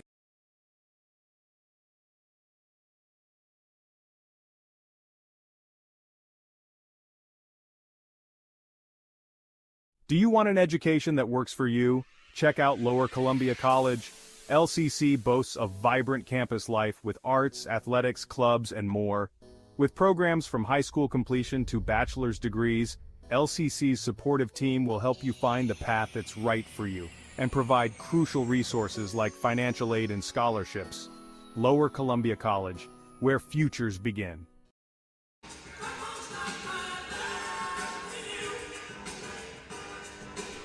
(55-51). It's a 4-point Skagit Valley lead. We'll send it down to Jamie Council, who's in the stands. Jamie. Thanks, Derek. I'm joined by Jeremy Eggers, AD for Bellevue, who knows firsthand just how dangerous LCC can be. Talk about what makes them so tough, because Skagit Valley, the favorite, tried to pull away, but the Red Devils are right there. Well, first off, they got really good players. I mean, they're solid. They're fundamentally sound. They know what they're supposed to be doing. And then they got a great coach who's been here, done that. I mean, they won it all last year. They're defending champs.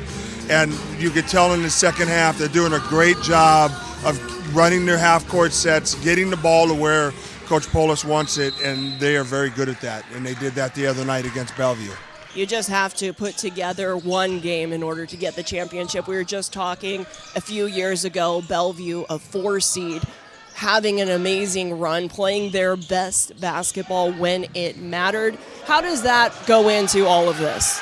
It's March Madness. I mean, it really, you can see it from one half to the second half. You can see it from, you know, the 16 final Sweet 16 to the Elite 8 to the Final Four. I mean, it all depends on what coaches get their players to show up on a consistent basis. 10:30 to go. Skagit Valley, Lower Columbia. We'll give it back to you, Derek. Thanks, Jamie.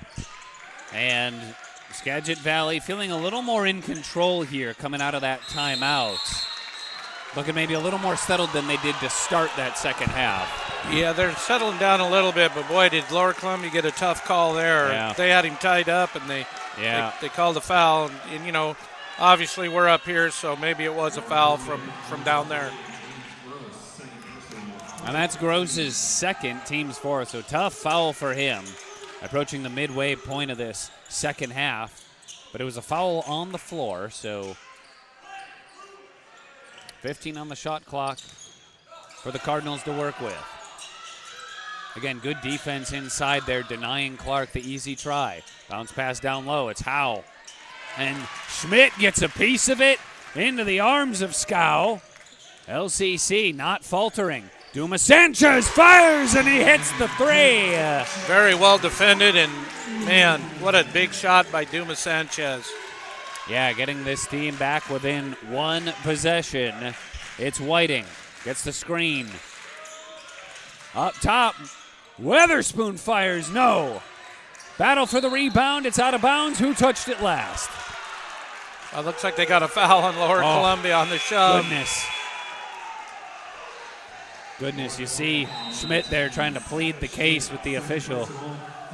And that'll be his second, team's fifth, bringing us into a timeout now with 9:35 to go. Just a 1-point game here in the NWAC Basketball Championship.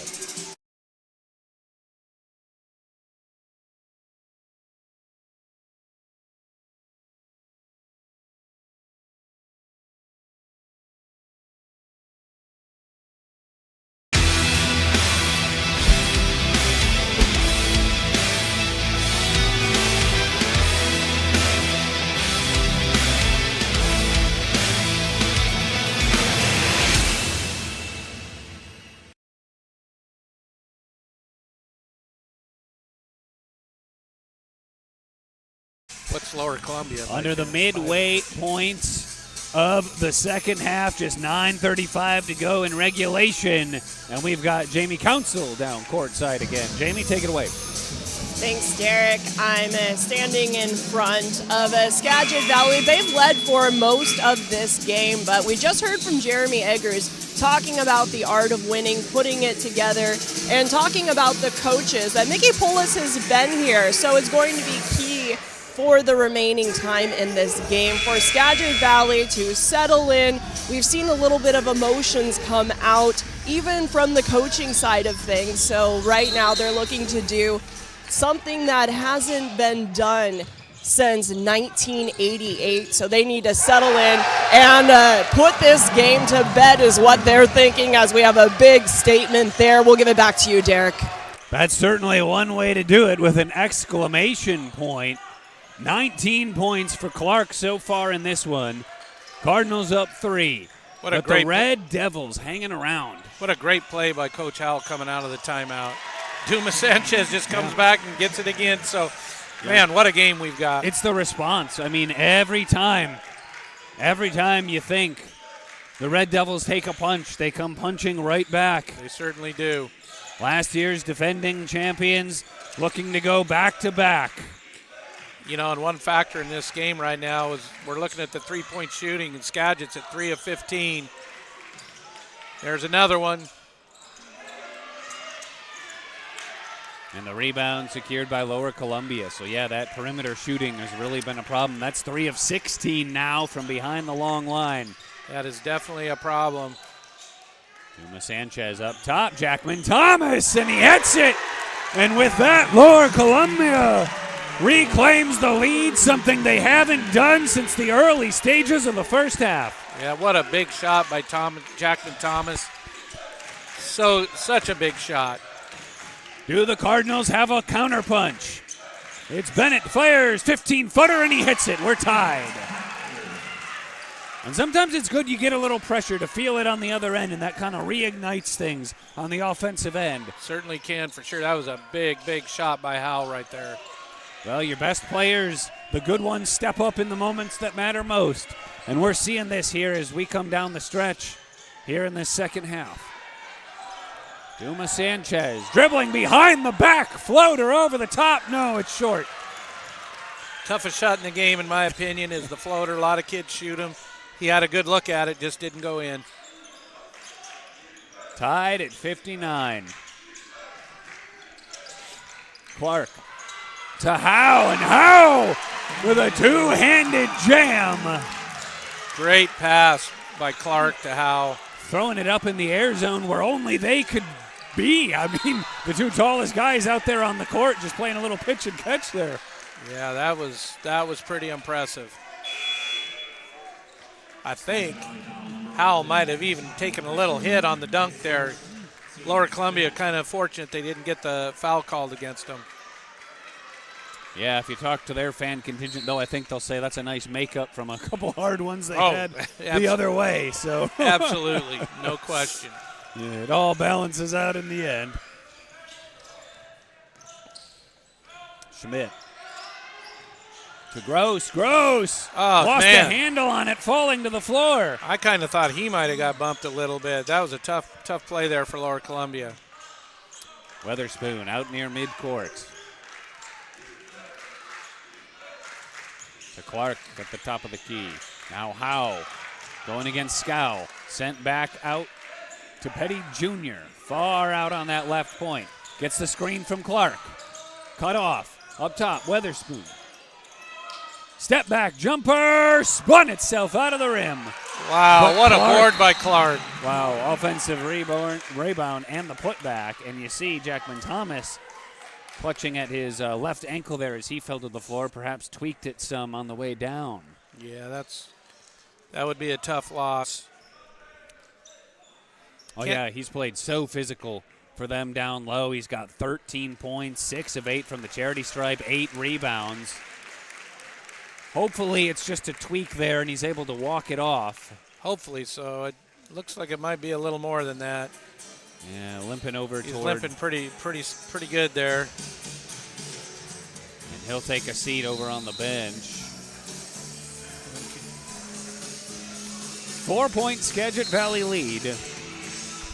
They led by 5 at the half. They then lost that lead very briefly. Were able to tie it up quickly and are now back on top by 4 again. But the Red Devils have the basketball, and it looks like they're going to have to work their way the full length of the court here. See some token full court pressure, but Red Devils able to break the press. They'll operate out of the half court offense. Duma Sanchez working against Petty Jr. So it looks like they got Chance White in for Jackman Thomas and see if he can have an impact on the game. Scow working against Fife. Runs into trouble, though, the help defense, and he's fouled. Again, the toughness there. Just stay Malcolm Clark got a hand on that ball, and still Scow was able to out-muscle on that, finish strong, and even though he didn't get a good look, he's able to get what is now the 3rd foul on Clark.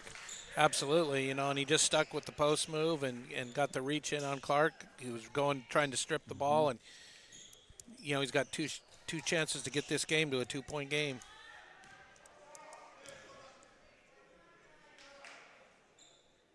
That one looked good.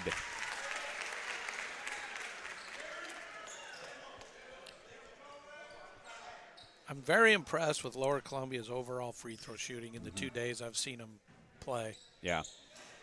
Yep, they were really good on Friday. It was a big part of their comeback, really. Absolutely. Bellevue couldn't hit them, didn't shoot as well from the charity stripe. Lower Columbia made their most out of every opportunity, and they are 15 of 17 from the free throw line this afternoon. How?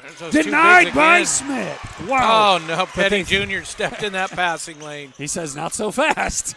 Takes it right back. Well, those are two heady guards.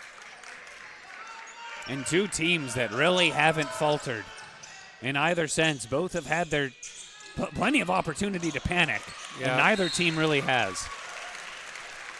It's two squads really playing a championship caliber game right now. Really is, and it's going to really tighten up in the half court here down the stretch. The defense is going to be very hard-nosed, and it's going to be very hard to get a good look on offense. Lower Columbia with a chance to again tie or take the lead. Duma Sanchez working against Weatherspoon. Driving inside, picks up his dribble, but a whistle. Wow. I'm going to call that on. Yeah, I think we're going to the foul line here. Weatherspoon, yeah, that would be their 7th. So this is huge for LCC as well as they've been shooting. They've got a chance at 1-1 here. That was a big opportunity there for Lower Columbia. Sanchez attempting his first free throw of the game. Oh, and it spins itself out, but look at the hustle from Gross. That try short again, though, and denied. So many, how many block shots have we seen in this game? Goodness. Well, when you got three of the top 5 shot blockers in the league in this one, you're going to expect to see a few. And Howe with a bucket. Back to a 4-point lead for Skagit Valley with 4:45 to go. We'll step aside to be back right after this. It's the NWAC Basketball Championship Final on the NWAC Sports Network.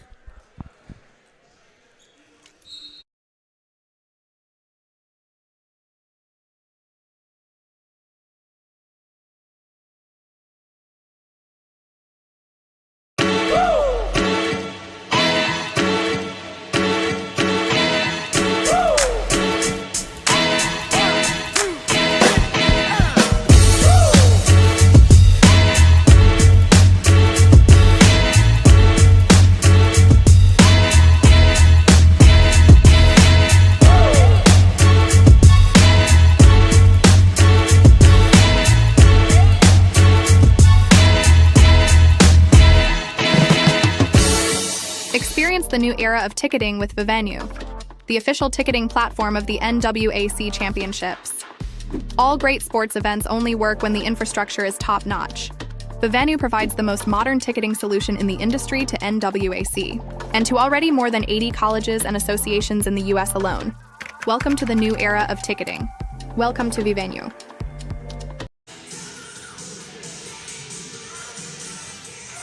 (65-61) the score. We're back here under 5 to go in regulation of the NWAC Men's Basketball Championship. Lower Columbia has been resilient, but time and time again they have come into contact with the steel wings of the Skagit Valley Cardinals. 6 blocks in this game so far for Skagit Valley.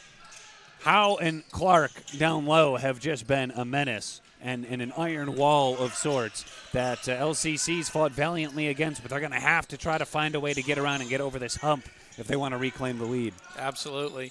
Mickey just came out with a great set. Got a tough call there on the illegal pick. What is good to see, though, on the LCC side is Jackman Thomas is back out on the court for them. Yep. So you were right. He just tweaked it. Yeah, an ankle tweak as he fell to the floor a little earlier on. So good to see him back out there. He's been instrumental for them, and ball going back the other way. Got another illegal screen. So back-to-back illegal screens, one for each team.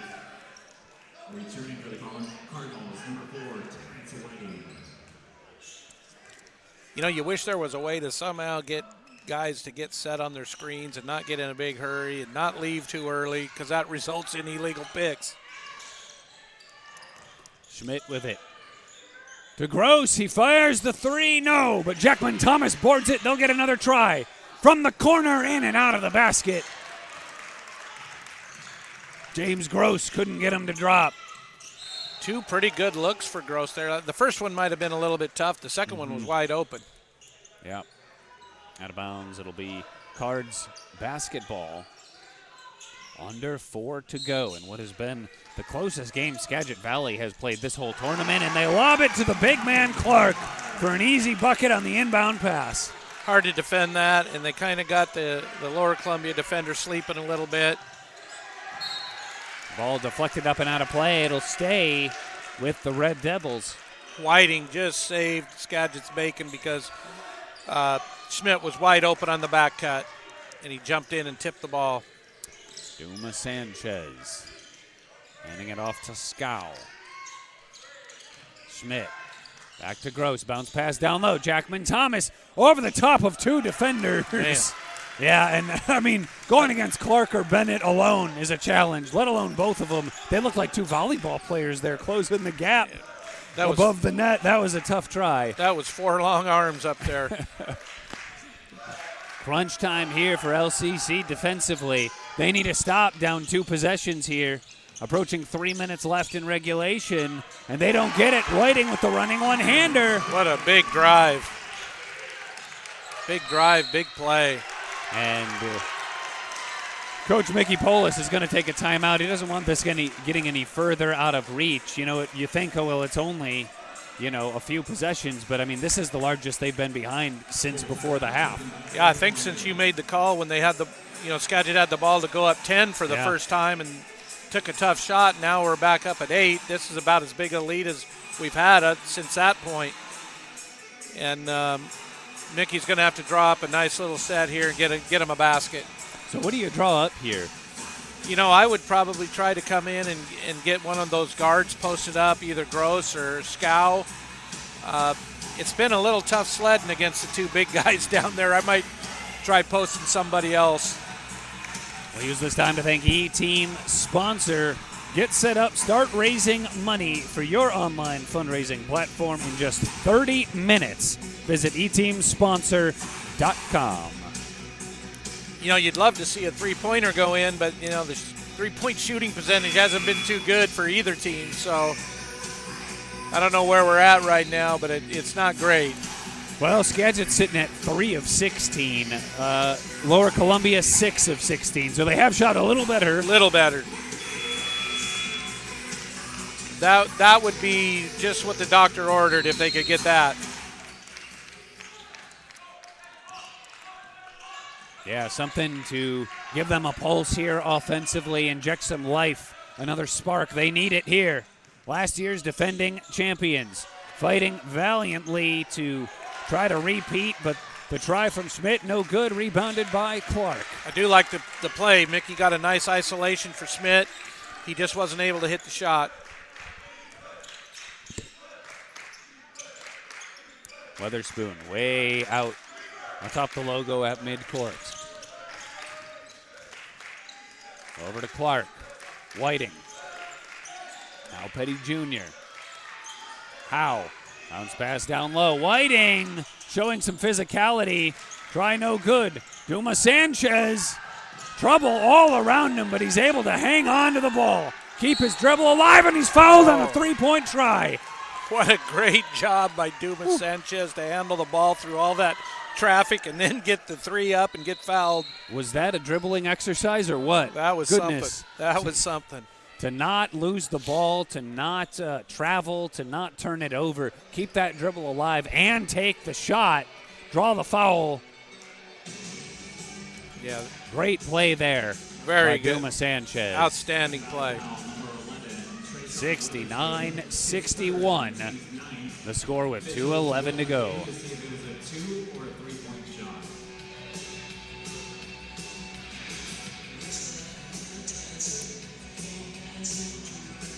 Now that's Weatherspoon's third. Again, nobody really on the precipice of foul trouble just yet. But you get the feeling, if this one goes beyond regulation, that's going to be a factor. You got a lot of players that are sitting at 3 right now. Absolutely. And these, I got a feeling, though, the referees are going to do a good job letting the kids play. So I think, they're going to play, both teams are going to play to win this game. These are 3 huge free throws. Lower needs all 3 of these to go down. I think it's 3 that they're shooting. I thought it was a 3 try. And these would be huge. First one good. The free throw shooting has been a big part of what has helped Lower Columbia throughout this tournament, particularly in the Final Four in their comeback over Bellevue, and now they really need him here. Yeah, I've been really impressed with their ability at the free throw line. And it's almost, every guy has shot pretty well. Got all as three. a team, 18 of 21 from the charity stripe. Yeah, that doesn't surprise me one bit. And it's back to just a 5-point game with 2 to play. Can you dial up a better championship game? No, I think not. You can't. And if you're Skagit Valley, you want to run some clock, but you also want to get a good shot. Yep. Witherspoon with it. 8 on the shot clock. They'll probably look to move about now. Here he goes. Driving right side into the corner. Petty open. No. Defender closed out. I think Jackman Thomas got in front of him just enough. Wide open, Gross. Gross lets the defender fly by, and he drills it. Unbelievable, unbelievable string of events right there. The sophomore showing some experience there as he let the defender fly right by him. Up for the easier try, and it's a one-possession game. 1:15 to go. They're going to back pick for the big right here. Nothing. Weatherspoon. Got to get the ball down low. Inside. Whiting, baseline, down low. Clark, no. But the buzzer sounded, so was it a shot clock? Oh, you hear the Lower Columbia side protesting. I'm not sure what they called there. So they called a foul on Jackman Thomas. I didn't see it. They got a foul on the rebound. Okay, so that's his second. Team 7th. So the good news here is this should be a 1-1, I think. Yeah, it's a 1-1 for sure. So Howe will only get the second if he makes the first here. He's 1 for 2 and his only outing earlier in this game. First one, easy money. And it's a 3-point game. That was a big free throw. Sure was. This one here would put them up 2 possessions. Might be even bigger. And he hits them both. He hit them both. Ice in the veins of Howe. Under a minute to go. What do the Red Devils have dialed up here? Oh, they let him get free. Oh, my goodness. What a block. And it's a foul, but I think Clark will take that. Or did he get all hand on ball? He did. He just swatted it out of bounds. Schmidt was open, and Clark came out of nowhere and really got a piece of that. That's when you put on a poster or a trading card. And the inbound pass sails out of bounds off the hands of Schmidt. That's huge. That means it'll be Cardinals basketball, and they're up 4.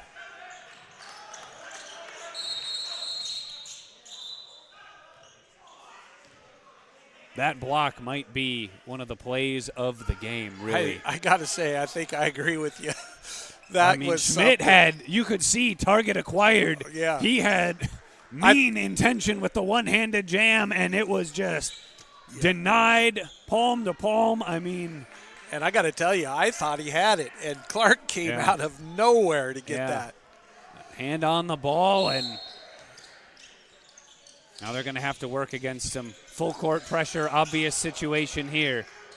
They're going to have to move, though. Yeah, that was not handled real well by Skagit on that one. Yeah, and I think they got kind of lucky there. They were inching toward a 10-second call. Absolutely. They had made 2 passes without even advancing the ball. Gross picks up his 3rd. Team's 8th, so they're still in the 1-1 situation here. Weatherspoon's going to have to make the first try to get the second. He's a pretty darn good shooter, and he got that one. Yeah, he's pretty mentally tough, I think. I would like, if I were Carl Howell, I'd be happy he's on the line.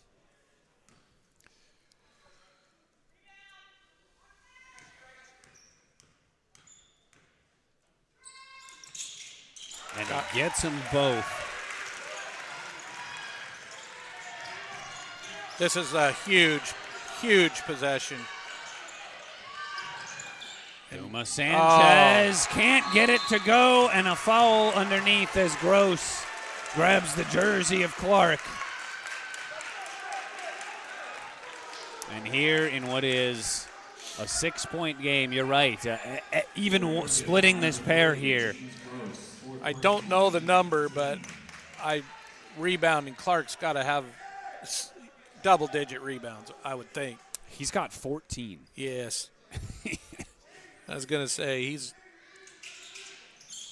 But he missed the first. Yep. Still under 30 to go, and they're going to have to move quickly here.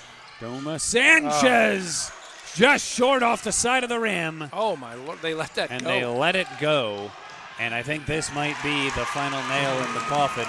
Officials let that fly, and it's 75-67. Duma Sanchez again, and that one's good. It's a 5-point game. Can they force a turnover on the inbound pass? Bodies falling all over the floor. Bennett Howe at the other end to Petty, that's and that's probably going to do it. Tick-tock, time runs out on the clock. They get one more with 2.6 to go. It's a 5-point game, but that will do it. 77-72, the final score. And the Skagit Valley Cardinals have done something that they have not done since 1992. And that is win an NWAC men's basketball championship. What a basketball game. And, Skagit just did a great job down the stretch. Made some big free throws. Did not turn the ball over against the press, although it was a little shaky a couple of times. And what can you say about Lower Columbia? What a tough basketball team.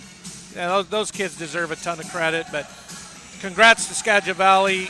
Long time since they've won it. Coach Howell comes in, gets his first one at Skagit, his third overall, I believe.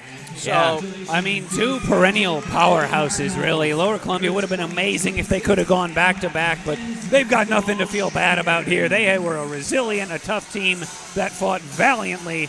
And the Cardinals, this is a program that has been right there, Jeff. Yeah. Right there in the tournament for how many years in a row now. And finally, they get sweet victory.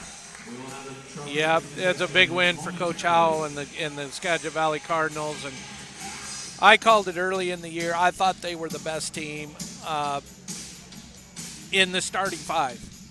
The best starting five I felt in the NWAC. And I think they've kind of shown that today. And, the Big Four proved they were the Big Four in different ways. Oh, yeah, no doubt about it. 4 players scoring double digits for them. Malcolm Clark had the double-double, 23 points, 14 rebounds. Yes, great performance. And then I think another big factor, let's not forget number 4, Terrence Whiting came in and gave them some big minutes, some big baskets, a lot of hustle plays. I was very impressed with Terrence in this basketball game as well. Yeah, no doubt about it. And you see the jubilance out there down on the court as we get ready for what will be the awards presentation. We'll have individual plaques presented to players, the team's most inspirational MVP, the works, all that. So don't go anywhere, folks. There's still a lot to come here in the post game. You see Coach there and the team hugging each other. Tears of joy on one side. LCC has head back to the locker room on the other end of the floor.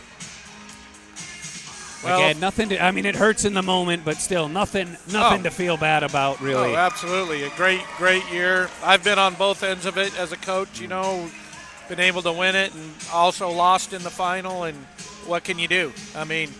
You had a great season. You gave it your best shot, and Skagit Valley just a little bit too athletic at the end of the day. Yeah, they're starting 5, especially 4. The front court is dangerous. The back court might be the best, probably is the best guard combination in the league with Weatherspoon and Petty Jr. And then down low, Bennett and Howe are just monsters. monsterly athletic, monsterly talented, and to the awareness, right? It's just a well-coached team that everybody plays their part, and they've got a lot of talent and strength to do it. And finally, it's a program that has been on the cusp for so long, finally able to make it happen. But this, their closest game of the tournament by far. Absolutely. And, you expected it to be a close game. I mean, but I think you hit it on the head. I think the best guard duo quite in the NWAC this season. I know we've been talking about it most of the broadcast, but I just think it really showed their composure, how they play the game. The two bigs do their thing, and then they've got those couple of players that come in and play their role, and it just gets them over the top. I mean, the toughness, and that's the hallmark of a championship caliber team. You have guys that probably could be starters on a lot of other teams in this league. Oh, absolutely. But they're a part of this, and they come in off the bench, whether it be that sixth-man role or, just being tough, hardy competition in practice. Yeah. That's what allows a team to have this kind of talent, this kind of depth, this kind of learning ability, and this kind of success. Well, you look at Clark. What do we got? 23 points, about 14 or 15 boards. How many blocks? Yeah. We can't take anything. Forget about him as well. What a great performance.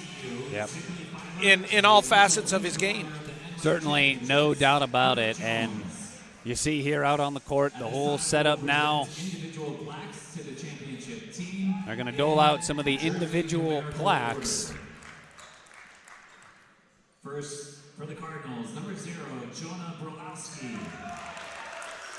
Again, everybody on this team, it's going to be Jonah Brolowski getting honored. And again, everybody gets a plaque, and they all, as we, you don't want to sound like you're on repeat, but I mean, everybody on this team deserves it. Oh, absolutely. Every guy is important on the team, and you couldn't do it without any of them. And it's a great opportunity for the kids. And let's give a shout out to the NWAC for all the good stuff they do. Marco Azurdia and his group setting up this great atmosphere, and thanks CBC for hosting the tournament and the great job that they do. Just a great opportunity for these kids. Yeah, it takes so much to pull off an event like this. We've got the men's and women's tournaments going on concurrently. It's a large operation to make that happen. It's a very large operation, a lot of work. The NWAC and Columbia Basin College deserve a lot of credit for presenting this the way that they do. As we see now, Trayshawn Weatherspoon receiving his award. Everyone on this roster. Eli Trickler, we've seen many of them throughout the tournament. Not everybody today, but Brolowski, Whiting, Granberg, Diego Lago, Trichler. I mean, all of these guys have played an instrumental role in the tournament throughout the season. Number 33, Malcolm Clark, gets a standing ovation from the crowd for his double-double performance here in the championship game today. And then Bennett Howe, again, almost zero. This is exactly the kind of the situation where Howe could be a starter on any other team in this league, but he's at times come in off the bench in relief of Clark, and now when they're both out on the court, a menace that as we saw today, almost impossible to defend and to get by. And there's head coach Carl Howell also receiving his individual plaque. Yep. Well, when you get the two bigs in together, it's very impressive how well they play in tandem. They did a lot of nice high-low and even block-to-block passes, and just really good duo. There's your MVP right there, I think. I think no surprise there for Malcolm Clark. 23 points, 14 rebounds, 4 blocks. Wow. That's the stat line for you there on Malcolm Clark. And not to mention all the challenge and change shots that he caused during the game. And then, so now it's Trayshawn Weatherspoon who gets some individual accolades here. And he's been, running point for this team. All conference first team mention. Him and Petty Jr. 1 and 2, number 1 and 2 guard in the league, right there. Oh, absolutely. The way Weatherspoon's able to score, but also pick your pocket defensively. Leading the league in assists. Well, you look at them, one scores 20.3, the other one 19.2, and all the things they do for the team. I mean, great guard duo. And there they are, your 2025-2026 season men's basketball champions, the Skagit Valley Cardinals. Pausing for their photo here at midcourt, taking in the moment. An outstanding achievement for this program and everyone that's a part of this squad. Yep. I don't think you can say just anything else, really. Everybody getting hands on the trophy. There it is.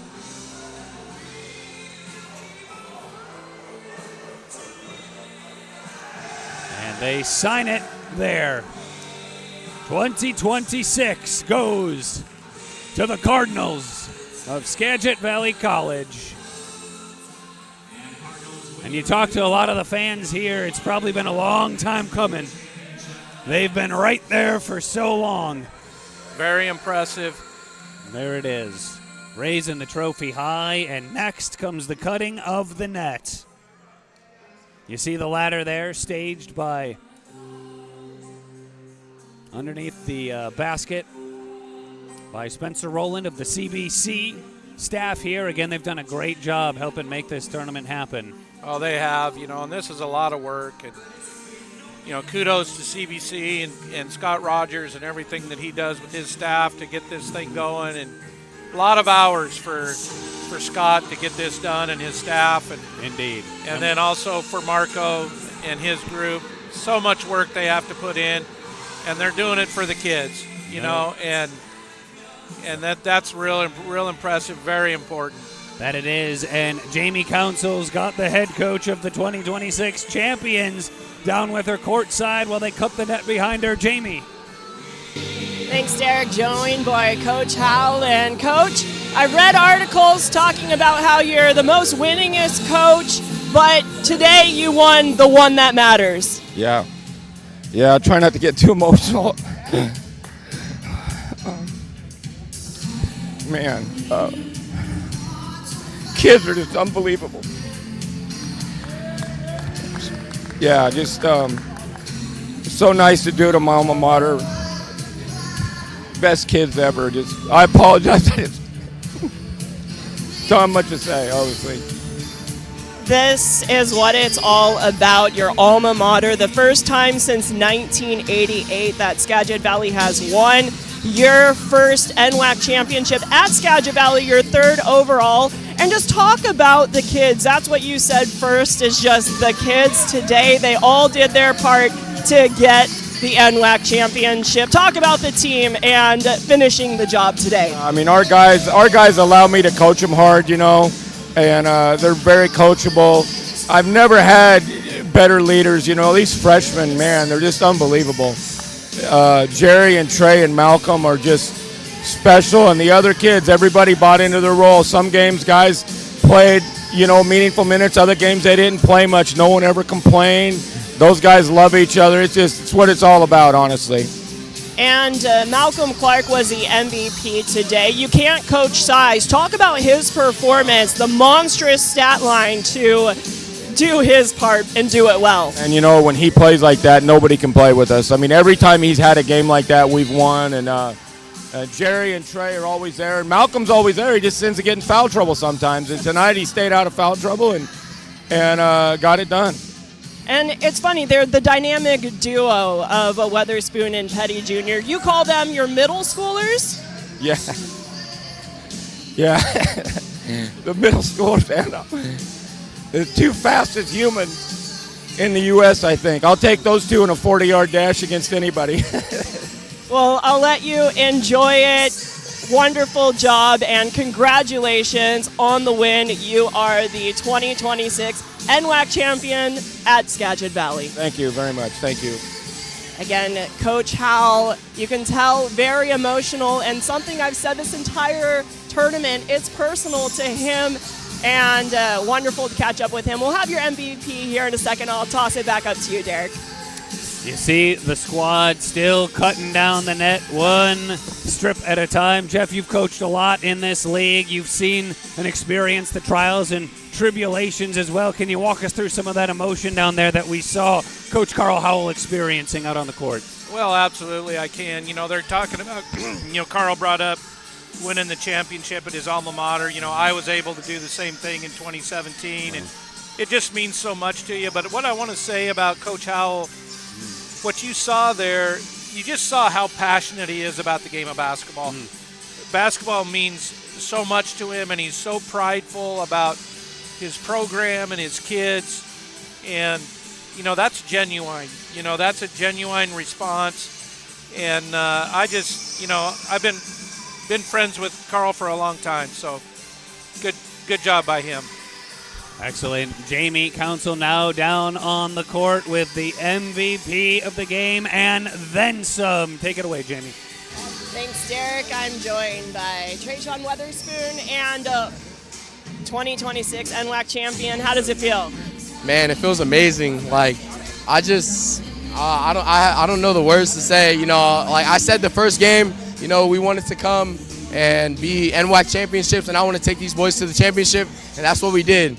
I feel like we just wanted this more. We all, our family, we're outside of here. We all talk. We're all great friends, and it really showed it in this game. It did, and you take a look at wanting to win. That's something that made Lower Columbia get to this point.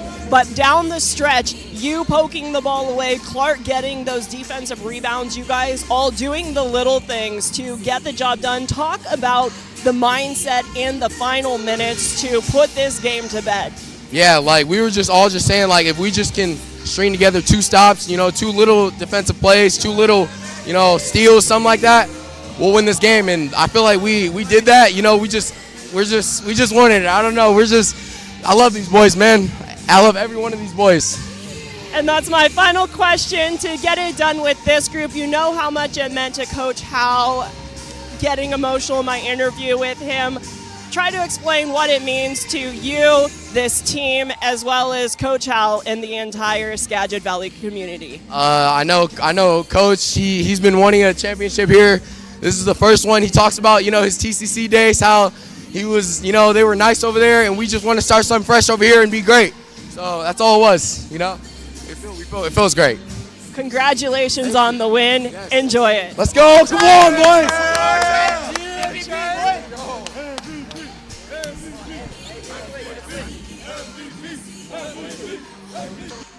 Final score, 77-72. They worked for it today. They worked for it all season long. And they are crowned 2026 basketball champions. What a finish here today. Great job by Skagit. They kind of had a target on their back all season. I mean, I know Bellevue was right in there with them, and Bellevue beat them twice during the season. But, here they are at the end. They're the survivor. We've got the women's game on deck later this afternoon, but that will wrap it up for the men's basketball championship. Again, Skagit Valley, your 2026 NWAC men's basketball champions. Derek Maselli, Jeff Reinland, Jamie Council, and the crew saying this has been a presentation